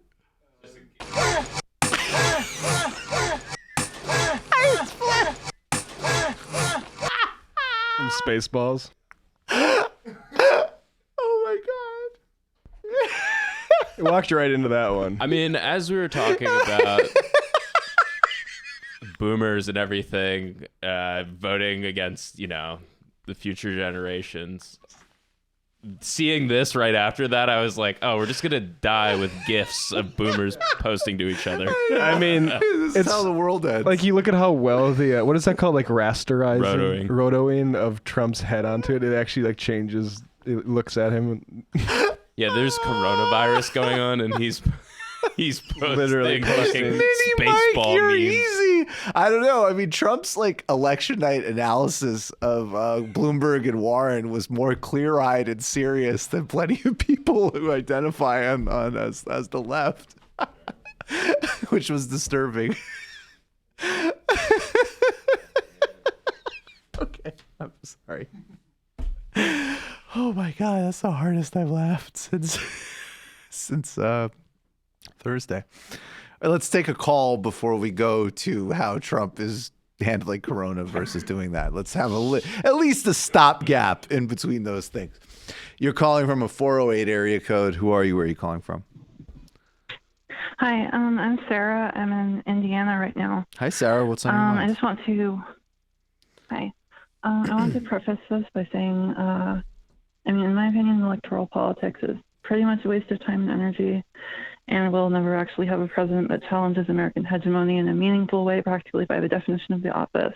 Mm-hmm. That said, I do have a lot of time to waste, so I want to first point out Sanders lost Super Tuesday by like a small fraction of delegates, so I don't know why everyone's talking about like as if he lost. But even if he does win the primary in an unbrokered convention, what is to stop Bloomberg from running third party? Because, he and the DNC would rather have Trump in the White House than Sanders. I mean, at least. Yeah, but they don't want that explicit. What could possibly stop him from doing that? Well, nothing could stop him, but I would want to amplify the third. Well, you said three things. So I want to amplify the second thing you said, which is absolutely Bernie can still win. He actually it was not a disaster. California was by far the most important electoral prize in that night. Not only did Bernie win, he won by a significant margin by assembling the coalition of the future. So there's a lot of positives. The delegate count is close. The third one, let's cross that bridge when we come to it. But I would say generally, I think Mike Bloomberg restarting his campaign to run third party would be, well, I think he was substantively successful this time. I think the next time, much less so, because I think Bloomberg and Warren and Buttigieg in different ways, very different ways, but overall writ large, they're speaking to groups of people that are important. They're playing. They have a totally they have a massively disproportionate role in politics. Say just top 10, top 15% income earners, basically, and overeducated white suburbanites. They, for reasons we all know, they hold a vastly more powerful position in society than their actual numbers represent. But in a general election, I just think, oddly enough, because when you get outside of the Democratic Party, you have less of those kind of voters in the whole electorate. I don't think Mike's doing that much, but I appreciate the call. Thank you. You're calling from a 206 area code. Who are you? Where are you calling from? Is this me? Yes, this is you. Oh, hi. Thanks. Hi. So I was just calling about kind of Bernie's messaging. Sorry, could you tell your name and where you're calling from first? Oh, sorry. This is Priya, and I'm calling from Seattle. Hey, Priya, what's on your mind? So I was just calling because I know everyone's kind of focused on Warren, and I think I would love for her to endorse Bernie, but I think that, you know, I'm not sure. I know it'll make a huge difference, but we can't count on that. And so We definitely cannot count on that. There's no doubt about that. I was obviously. Yes. What I was thinking of kind of is just about Bernie's messaging. I feel like I saw some headlines that almost were discouraging because he's saying, I want to focus on policy and I want to get back to this campaign and whatnot. And I think what you were saying about can Biden really withstand a general election is kind of, it's really important here because we saw everybody believes in Medicare for all. Every single state has believed in it. So obviously, Bernie is winning on the policy. Well, in the primary, yes. Yeah. But I mean, I'm saying in terms of primary voters, he is winning on the policy. And I think a lot of people probably understand that he better represents their status and how they're doing fundamentally, but they just believe they're just caring more about electability than they are policy at this point. Yep. And they think that he's more electable, especially because of Obama. And I think that Bernie has been so nice, and like everyone's attacking the Bernie bros. It's like we don't have anything to lose at this point. But I think that trying to just focus on policy in this revolution, it's like some people might not be buying into that, but they will care about who can like mentally withstand Trump and just the rigorous campaign that you're going to need to put on to get the turnout that we need. And so I think that I'm just wondering, do you think that he will go into that? Because I think he needs to be making headlines. Like the thing that we know is that earned media is hugely important. That's what all his endorsements did for Biden because he had no money. And so nobody is going to cover Bernie saying the exact same thing on each of his stump speeches or each of his interviews. Like we know exactly what Bernie's going to say. He needs to surprise people. He needs to shock people. He needs to be good TV for them to give him the limelight. And unfortunately, even if it is kind of seen as negative, the fear that he could put into people in terms of like bringing up real things about Biden's cognitive ability, like it will not only get attention and headlines, maybe people will criticize him, but they'll see that it's true. And right now, the media is completely glossing over that and giving him a pass. But we can't say like, oh, he's weakening Biden. Like Trump is already talking about Biden's decline, so it's not like Bernie is going to be doing anything different. And maybe I'm just wondering, and I know like you know people from the campaign, I'm just wondering how could Bernie message that where it's not so harsh that he's like. Well, I just explained. I think they got to do ads like that. I mean, look, Bernie can't come up on stage and go, the guy doesn't remember, he's confusing his wife and his sister. But they have to put out ads like that. They have to send out indications like that, 100%. I mean, and to me, you know, again, like the Bernie bro stuff is all just media engineered garbage to try to discredit people speaking out for a candidate. So fuck that. I won't indulge it. It's well poisoning. It's well poisoning, and we can't indulge it at all if we're serious. But even beyond that, like the campaign, yet again, within obvious parameters, the campaign needs to take risks like that because. Look, the media has been saying that Bernie's running a negative campaign, even as he has ran the friendliest campaign in history. Like it makes zero difference. And I think, honestly, that is the biggest problem with the Sanders campaign. And it's funny because I know there's people who agree with me, but then we end up on both sides of each other because I say like, okay, you got to run a campaign. And that means for certain people, you know, talk about FDR, talk about electability, vet the speeches that people give before you come out, and make sure that people aren't getting, you know, even if I agree with it, I don't think this is the time to call for an end to capitalism before Bernie comes out on stage. Like some really obvious things here that we need to tighten up on and monitor. And then on the other hand, like, again, the reason Warren is relevant, and I'll say it endlessly in this conversation, because this is the sub bubble that this conversation is relevant in. If I was speaking on MSNBC or, you know, Meet the Press every day, maybe MSNBC, maybe, but if I was on, say, like Meet the Press or ABC News, of course, like I'd criticize Warren and I'd talk about all the problems with her and how, you know, what I think she really is. I think that that's, you know, pretty obvious, and I'm not going to hide what I think. But it would be, you know, it's like, no, you have an undifferentiated mass of people. You focus more on Biden. In this world, this was always a question of Bernie, Warren, and actually to some extent, you know, Gabbard and Yang. And the fact that they were even handcuffed by that from just saying out of the beginning, again, not viciously attacking her, but just saying like, actually, Bernie's a lot better and much more credible. And here are the questions in her record. And we're running a campaign. So, you know, and all of the attempts to appease these people don't work because it's not sincere. Like that's what's disturbing about certain folks not getting that message through. It's not sincere. None of it's sincere. Look at the culinary workers drama, right? Like, did any normal culinary worker care about all that bullshit? Of course not. They're good people who want people to have health care. That's it. They don't care. It was all manufactured nonsense. And so, anyways, yeah. Oh, wait, I have one more thing that I know it's crazy, but I just had to ask. And I know a lot of people on the Bernie side, and myself included, will be a little bit grossed out by it. But what do you think about a Bernie Harris ticket? And the only reason I say this is because we saw her malleability in terms of she pretended she was for Medicare for all. Now, yeah, she walked it back, but she did pretend. And she's on the bill. That same cohort. She what? No, Brendan just said she co-sponsored the bill. Anyways, go ahead. Yeah, and sorry. she appeals to not only the kind of the big. That's who Obama wanted to win. Like, we know that he said it's time for a woman to run. Like, the world, she is articulate. She could be a great kind of attacker. She would destroy Mike Pence. I mean, it would be ridiculous, and she would get that whole court. She would basically the whole. I guess there's something called like a K-hive or something, and that's the people who went over to Warren, who used to be for Hillary, and I don't know. Those are the only people online that we should actually be the opening an investigation into. They're super intense. So we can co-opt their energy. Yes, we can co-opt their energy because everything that they say about the Bernie bros, they actually do, and we should learn from. But those are where they're going to dox me. Yeah, they're amazing. Except, don't just relax. Hey, all love to the K-hive. Actually, here's what I'd say to that. So I do think sincerely there does need to be some balance. Like, Bernie's not going to be able to pick somebody as left as he is, most likely. That's why I think someone who's a solid progressive like Tammy Baldwin, who is still in like the Democratic establishment or whatever, is somebody you really have to look at, but hasn't been negative towards Bernie. So that's important and that's substantive. Now, electorally, I think I get what you're saying. And in some ways it makes a ton of sense, but I got to go back to let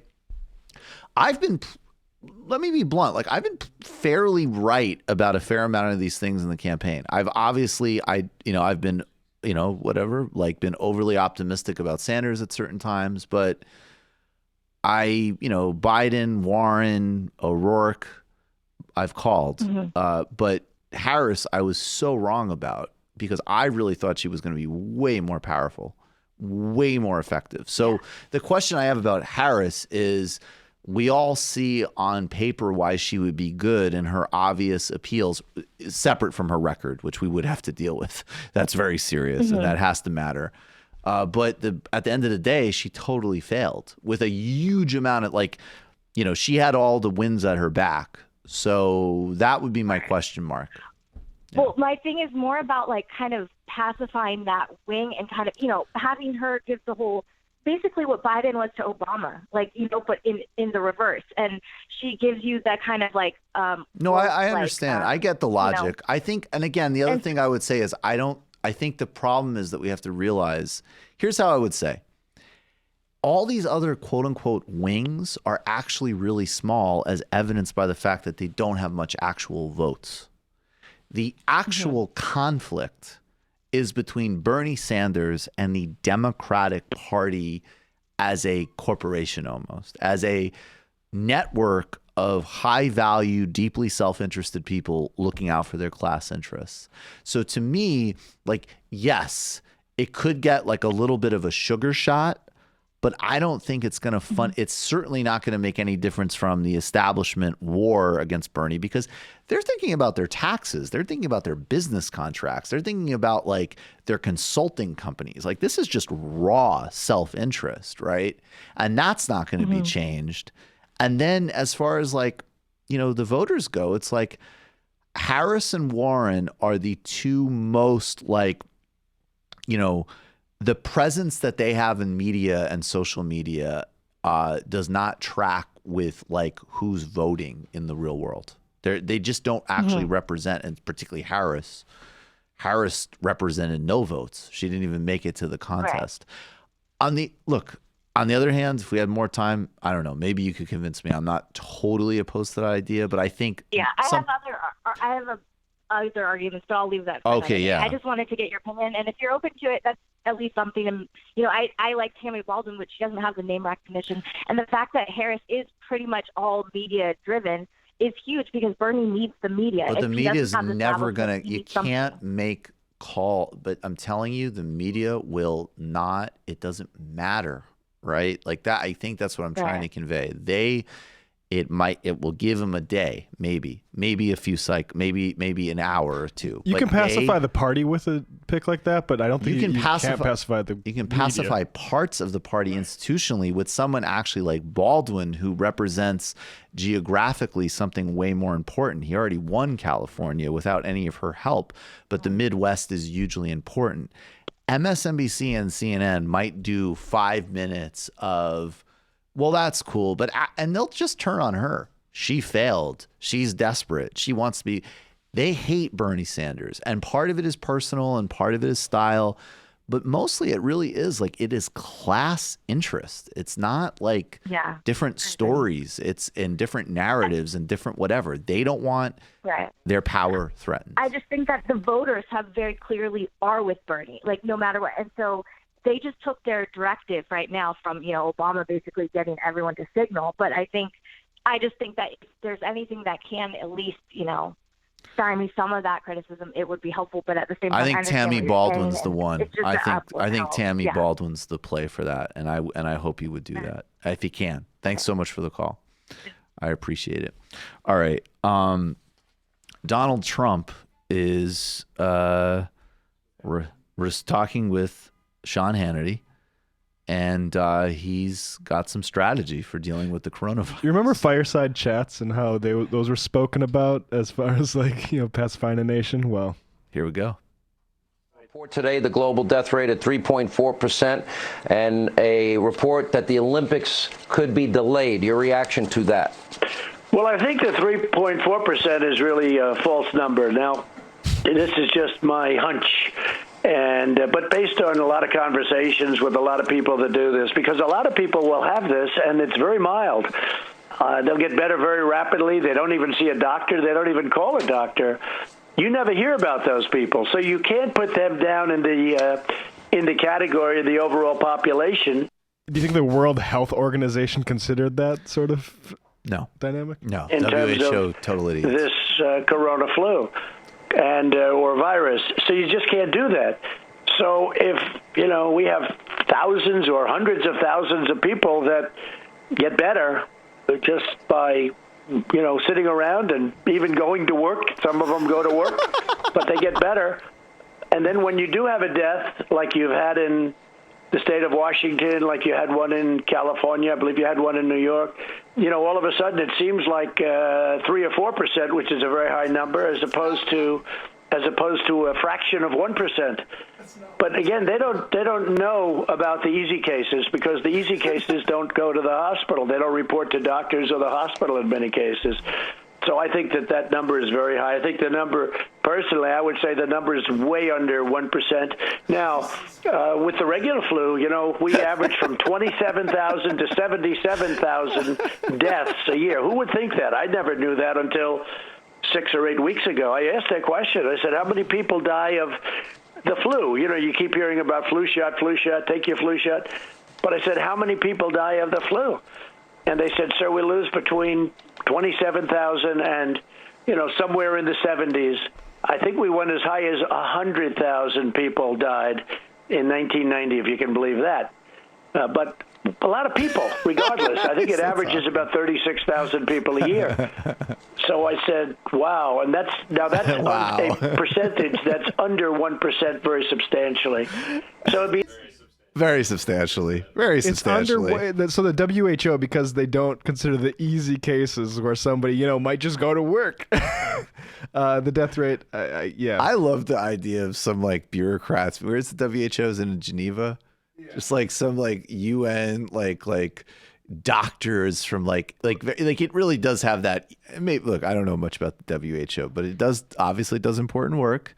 and it at least still carries the brand of like, you know, the halcyon days of the UN, you know, like doctors from all continents coming together to share science and solve the serious problems. And just the idea of sitting down like, well, let's not report that. That's not a serious case. That's a they went to work case. So let's just round that off. Just like all of the WHO scientists and doctors are just Trump.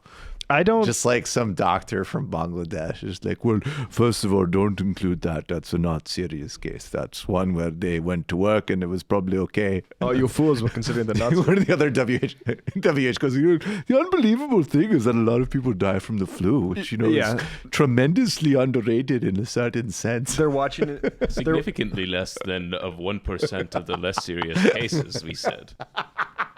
They're watching Trump's press conference from Geneva, Switzerland, and like, by God, he's right. We didn't consider the easy cases. The whole model has been flawed from the beginning. We never thought of the easy cases. By God, he's right. It is way below 1%. How could he know that? I mean, I don't have a lot of faith in meritocracy, but I think maybe the World Health Organization is considering some of the things Trump is just spitballing. I think meritocracy is the most dangerous myth we have in the world, and I am going to assume that every single person in that building has a order of magnitude more awareness of how these things work than Donald Trump does at his most lucid.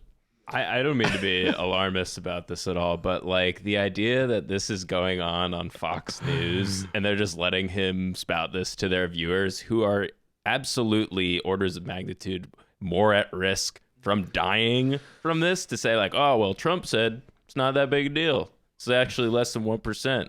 No, like, is incredibly dangerous. And this is the WHO. We'd like to acknowledge that in our previous numbers, which had led to a great deal of concern, we had not acknowledged of the way below but not statistically insignificant number of something like 1% case where people just go to work and it's like fine. So our whole model needs to be revised. You know, we could probably tack this on here too, talking about like the supply chain issues that are going on with the coronavirus here. And I don't know how widespread this issue is. This is just something I have anecdotal data of. But there are some hospitals that are told by their suppliers for certain things like, you know, serums or masks, like, do not request more than you have been requesting prior to the coronavirus thing, because we can't provide that any more than that. Yes, I mean, and exactly. And there's actually been telling, I believe they've even been trying to tell common like consumers, like, don't go buy your own personal things on Amazon because we actually need these. Because hospitals for, like, actually a collective use that problem, as, like not you feeling less anxious while you fly. Yes, literally hospital supplies will go onto Amazon if they can't use their main suppliers to get this stuff. And we're going to see like this sort of thing completely broke down during World War II to the point where everyone's like, yeah, free market capitalism just doesn't work. We can't actually depend on this. And I mean, if this has already happened to a flu virus, think of what happens with, you know, climate change or something like that. But which will only accelerate viruses. Exactly. And the thing is, we don't hear about it as we would, you know, government rationing. But it's the exact same thing going on. It's just behind a veil of private ownership, and that's the problem. That's the same thing with, like, you know, here's the deaths of you know, socialist regimes. Well, we don't really account for deaths like because of poverty or whatever in America. Oh, let me tell you, you could absolutely do a black book of capitalism. Absolutely. There was the old black book of communism. Believe me, tens of millions of deaths for a mental construct. And I, you know, and I'd say that, not denying that there were obviously great crimes committed in communist contexts, but the idea of large meta-narratives and utopic views of society, whether it's totalistic communism or capitalism that we are under, causes massive human devastation and is fundamentally dangerous. And of course, it's just amplified by just like common garden variety corruption. We going to clip 2 or 1 or 3? 3. Let's do 3, because Trump then expresses he certainly has, I guess, a touch of an understanding of some of this problem. We don't have that? Okay, because this is, and by the way, this is an example. This is terrifying. It's ridiculous. Even in the way he expresses this, you can see how much stronger of a communicator, even when he's utterly incoherent, than Joe Biden would ever be. How much money should go to hospitals for the uninsured? Well, we're going to look at the uninsured because they have a big problem, and we're going to look at the uninsured people that, this came as a surprise to all of us. Just happened. It shows what can happen in life. But we're going to be looking at the uninsured, see if we can help them out. Okay. We're working as part of the emergency supplemental. We'll work with Congress on programs to help hospitals as they care for the uninsured with novel coronavirus. And that is, by the way, zero different than what Nancy Pelosi is putting forward. You cannot, look, everybody gets too clever by half. The case for Medicare for all is infinite, and it's the right thing to do, and it's obvious, and it is not dependent on a shock like this. But if you wanted to just add a cherry on top, yeah, you're not safe unless you have a universal public health system. Yeah. You're not. This is going to be a great case study in like public health and universal coverage when we see the ways in which South Korea, which is much closer to the epicenter of this entire thing, deal with this as opposed to us and just like watching this thing roll over us. Not to be alarmist, but like South Korea is like drive-through test centers that people can go to right now. Like they're going to be fine. And, Barack Obama could have sent this out to his gazillion followers in between, like, just read the new Zadie Smith novel. He could have said, let's learn from South Korea. Instead, he was on the phone being like, how do we destroy the only hope of having a decent, modern, civilized society? Pete, you got to help me. People might get health care. Cigna's profits might go down. We all got to get our heads together. Or what head Joe has left. Ha ha. It's disgusting. It's so disgusting. You're calling from a 321 area code. Who are you? Where are you calling from? You got to get to where it makes you feel 321, are you there? something. Am I right? Oh, hey, Michael, what's up, man? This is Marcus, the Brazilian. What's going on? Hey, man. What's up with you? Hey, man. What's on your... up with you? You got to turn Hey, your can you show hear me off. Okay, sorry, I'm driving. Yeah, you got to turn the radio off. Okay. Hold on 1 second. Is that better? Yeah. Yes, that's better. All right, what's on your mind? Okay, so there's two things I wanted to talk about. I'll leave it up to you which one you want to talk about. But one is the game plan, the strategy for Bernie winning next week, and the other is the union dispute with the Young Turks. Definitely the first one. All right. So I think I think Sam wants to talk about it. Really? Sorry, what's that? Sam wants to discuss that, so ask him on. I'll talk about it at some point. As we know more or whatever. But honestly, like the first part, I've already been talking about it. I think you got to come up with a message that synthesizes the broader systemic critique, which we need to address, and all of the Democratic leadership is on a mission to make sure we don't. But somehow with appealing to people's concerns about norms, because those are the people that are showing up. And then you also need to somehow figure out a way to basically just put on blast that Joe Biden is incontinent and cannot do this race. Yeah, that's definitely. What I wanted to talk about was how to appeal more to older voters. We need to scoop that demographic up because, he's been doing really well, obviously, with younger voters across a lot of different social divides. But, we definitely need to pivot to, older voters. It's normie time. It's normie time. And I think there's some real, there's certain overcorrections from 2016, and there's also things that they needed to do, but I would have done in different ways. And I think that they really, yes, I think it's normie time, but that's how you appeal to older voters. I appreciate the call, man. Thank you. You're calling from a 347 area code. Who are you? Where are you calling from? Hi, is this me? Yep. Hi, this is James from New York. Hey, James, what's on your mind? Hi, I actually want to talk about what Sam was saying the other day about how people in the Democratic primary, they're looking for a signal. They're looking for a cue from someone to vote. Because that's actually been some of my experience when I've been going out canvassing. Like a few weeks ago, I was canvassing for Semelis Lopez in NY15, and I was talking to this woman, and we had a very nice conversation. I got her to support Semeli's bid for Congress, but because we had a nice conversation, I was also able to convert her from Bloomberg to Bernie. So I think people are looking for a signal, whether it's like someone they trust, someone they've talked to that will act as a signal for who they should support, or in the Democratic primary. And I think when you're canvassing for down ballot candidates like Semeli's in my case, Lauren Ashcraft in Queens, Shania Chadbury in NY5, I think these can be very useful opportunities to both advocate for your candidate and also create upward pressure on the presidential primary. Definitely. Makes total sense. Thanks for the call, man.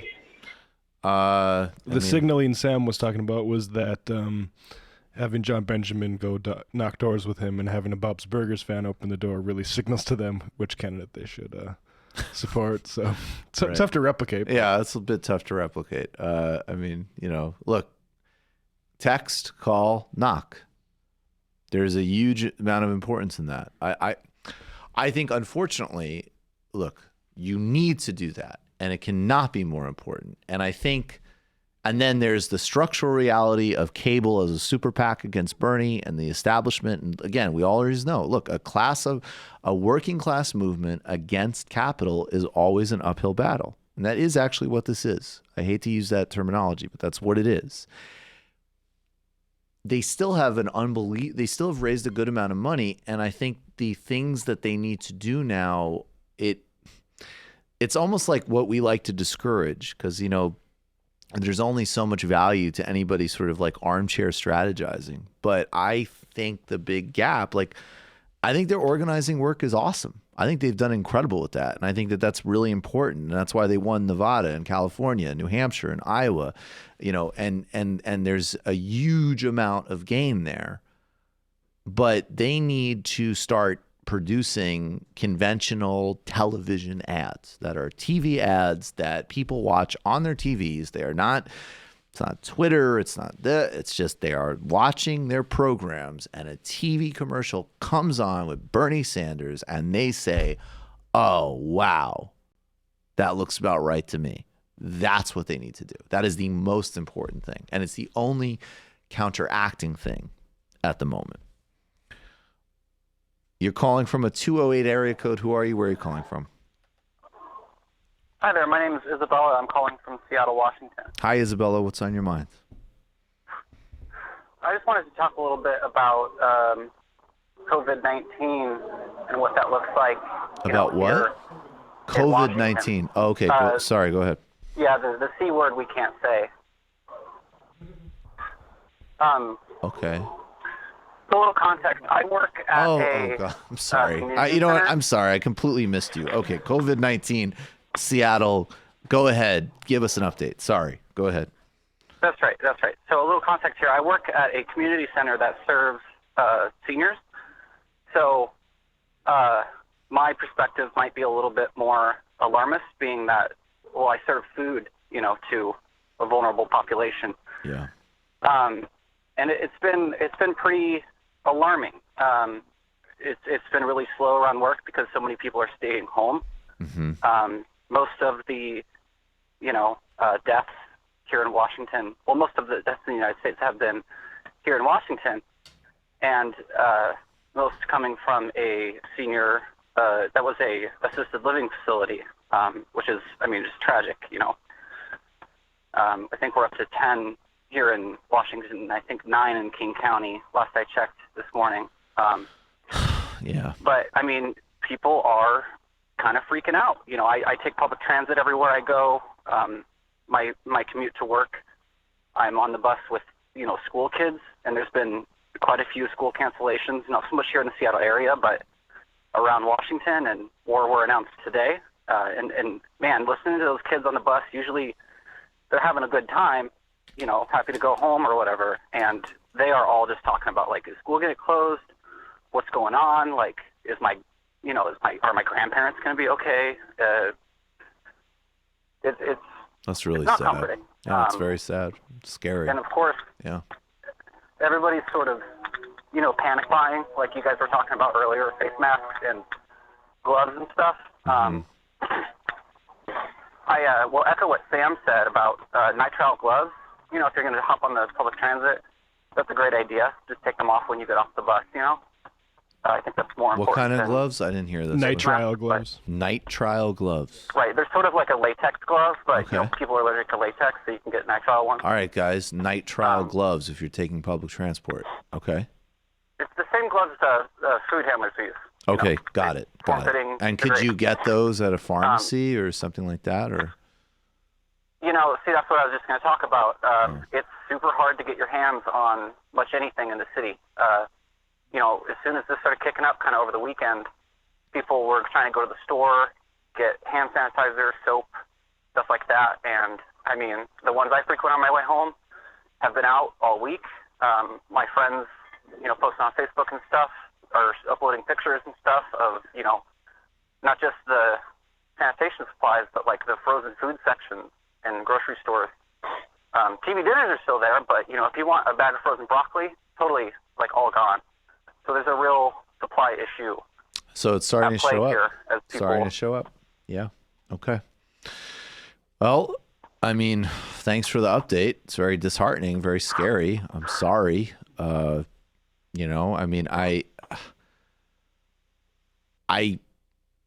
partially because I just want to give a touch of positivity here. I actually do think that there are people who work inside the CDC, as an example. Like, as gutted as these institutions have been for decades, they still exist and they still have people working in them who take what they do seriously.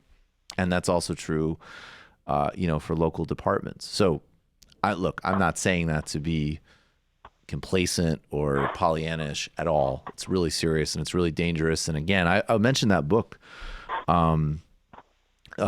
Betrayal, The Collapse of Global Public Health Networks, that she wrote in the 2000. I mean, this is a long-term, long-seen problem.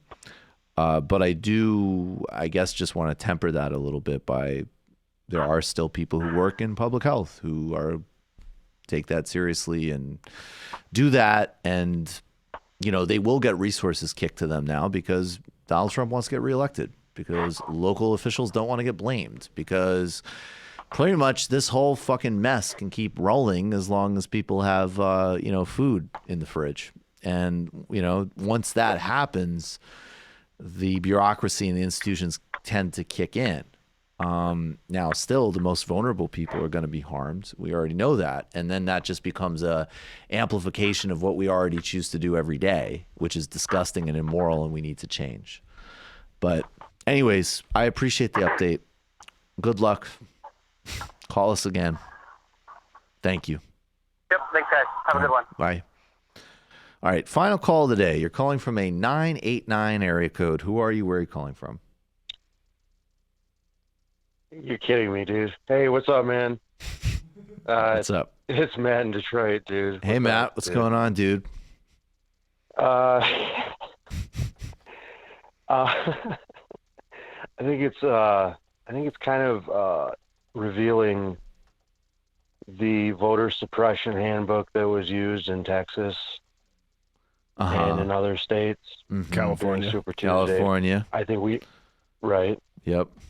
Because so much of Bernie's support is coming from the Hispanic community that we really need to, somebody who's smarter than me needs to really take a look at all that information and find a counter strategy for it. Because that's going to win or lose an election or a primary or whatever, man. I mean, we got Michigan in a week now. You know, I'm in Michigan, so, you know, this is important stuff, man. Yeah. If Bernie makes it to the general, it's, you know, it really comes into play twice over. Right. I agree with you. Thanks for the call, man. I mean, it's something we'll continue to You're talk welcome, about man. and cover, but I agree. I mean, it's something that, Thanks for the call. frankly, if you want to get involved in your local Democratic Party, you might not be able to like bring socialism to the world, but you might be able to blow the whistle on people who are less interested in making sure people can vote than others. Because 100%. it is like Texas, you know, you somewhat expect about that like a sclerotic Democratic Party anyway that, you know, isn't used to competing on the state level. But California has no excuse for those lines. And obviously, those lines are affecting certain types of voters more than others. Absolutely. Positive news. Paris made President Lula a citizen, an honorary citizen. Yeah, but he should get in the pantheon. Yes, Lula. Indeed. Lula is the best president of the 21st century. And it's, I mean, I know, well. Who else is up there? Other pink tide presidents, Mujica, Morales, Putin, Chavez, but Putin, Assad, I've completely, Modi. I apologize for the Modi joke, but sorry guys, not for the other two. Though I do not like Assad or Putin, but I don't mind whom that joke offends. Paris City Hall made Brazil's former president Luiz Inácio Lula da Silva an honorary citizen on Monday in a likely blow to his political enemy, President Jair Bolsonaro, whose relationship with France has deteriorated. It's an immense joy to give the honorary citizen title to Lula. Paris will always stand behind those whose rights are not respected, Hidalgo said on Twitter. That's Anne Hidalgo, the mayor of Paris. And it goes on to briefly touch on his political imprisonment. Of course, we know that the prosecution was a right-wing political hatchet job engineered against the Workers' Party with the active support of the United States Department of Justice in part of a broader rollback that the U.S. has pushed and continues to push with attempts at coups in Venezuela, Nicaragua, Cuba, and elsewhere across the region. There's also a rumor. A lot of people are talking. Apparently, Jair Bolsonaro, I think, is having a divorce, and one of his cabinet members resigned suddenly.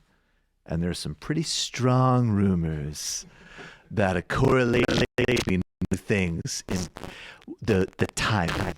So, you know, JR, he talks really tough, but he looks kind of like a weird Carl Sagan. Yeah.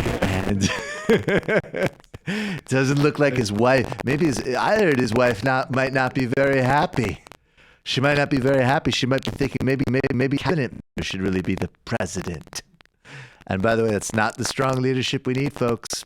It's not like the strong leadership we need. If Carl Sagan worked for Pinochet and got PTSD during torture, that's what Jair Bolsonaro looks like. Yeah, Jair Bolsonaro. Jair Bolsonaro visited CIA headquarters when he visited the United States. That's highly unusual. I just like people to know that. The left might be finally uniting against him in Brazil. Actually, the left is behind Bernie. I think the left is behind Bernie. If you emphasize left, actual left. Biden in 2006 basically saying Bernie can determine and strong on his policies for his entire life, and no one likes Hillary. Yep. We saw the clip. Yes.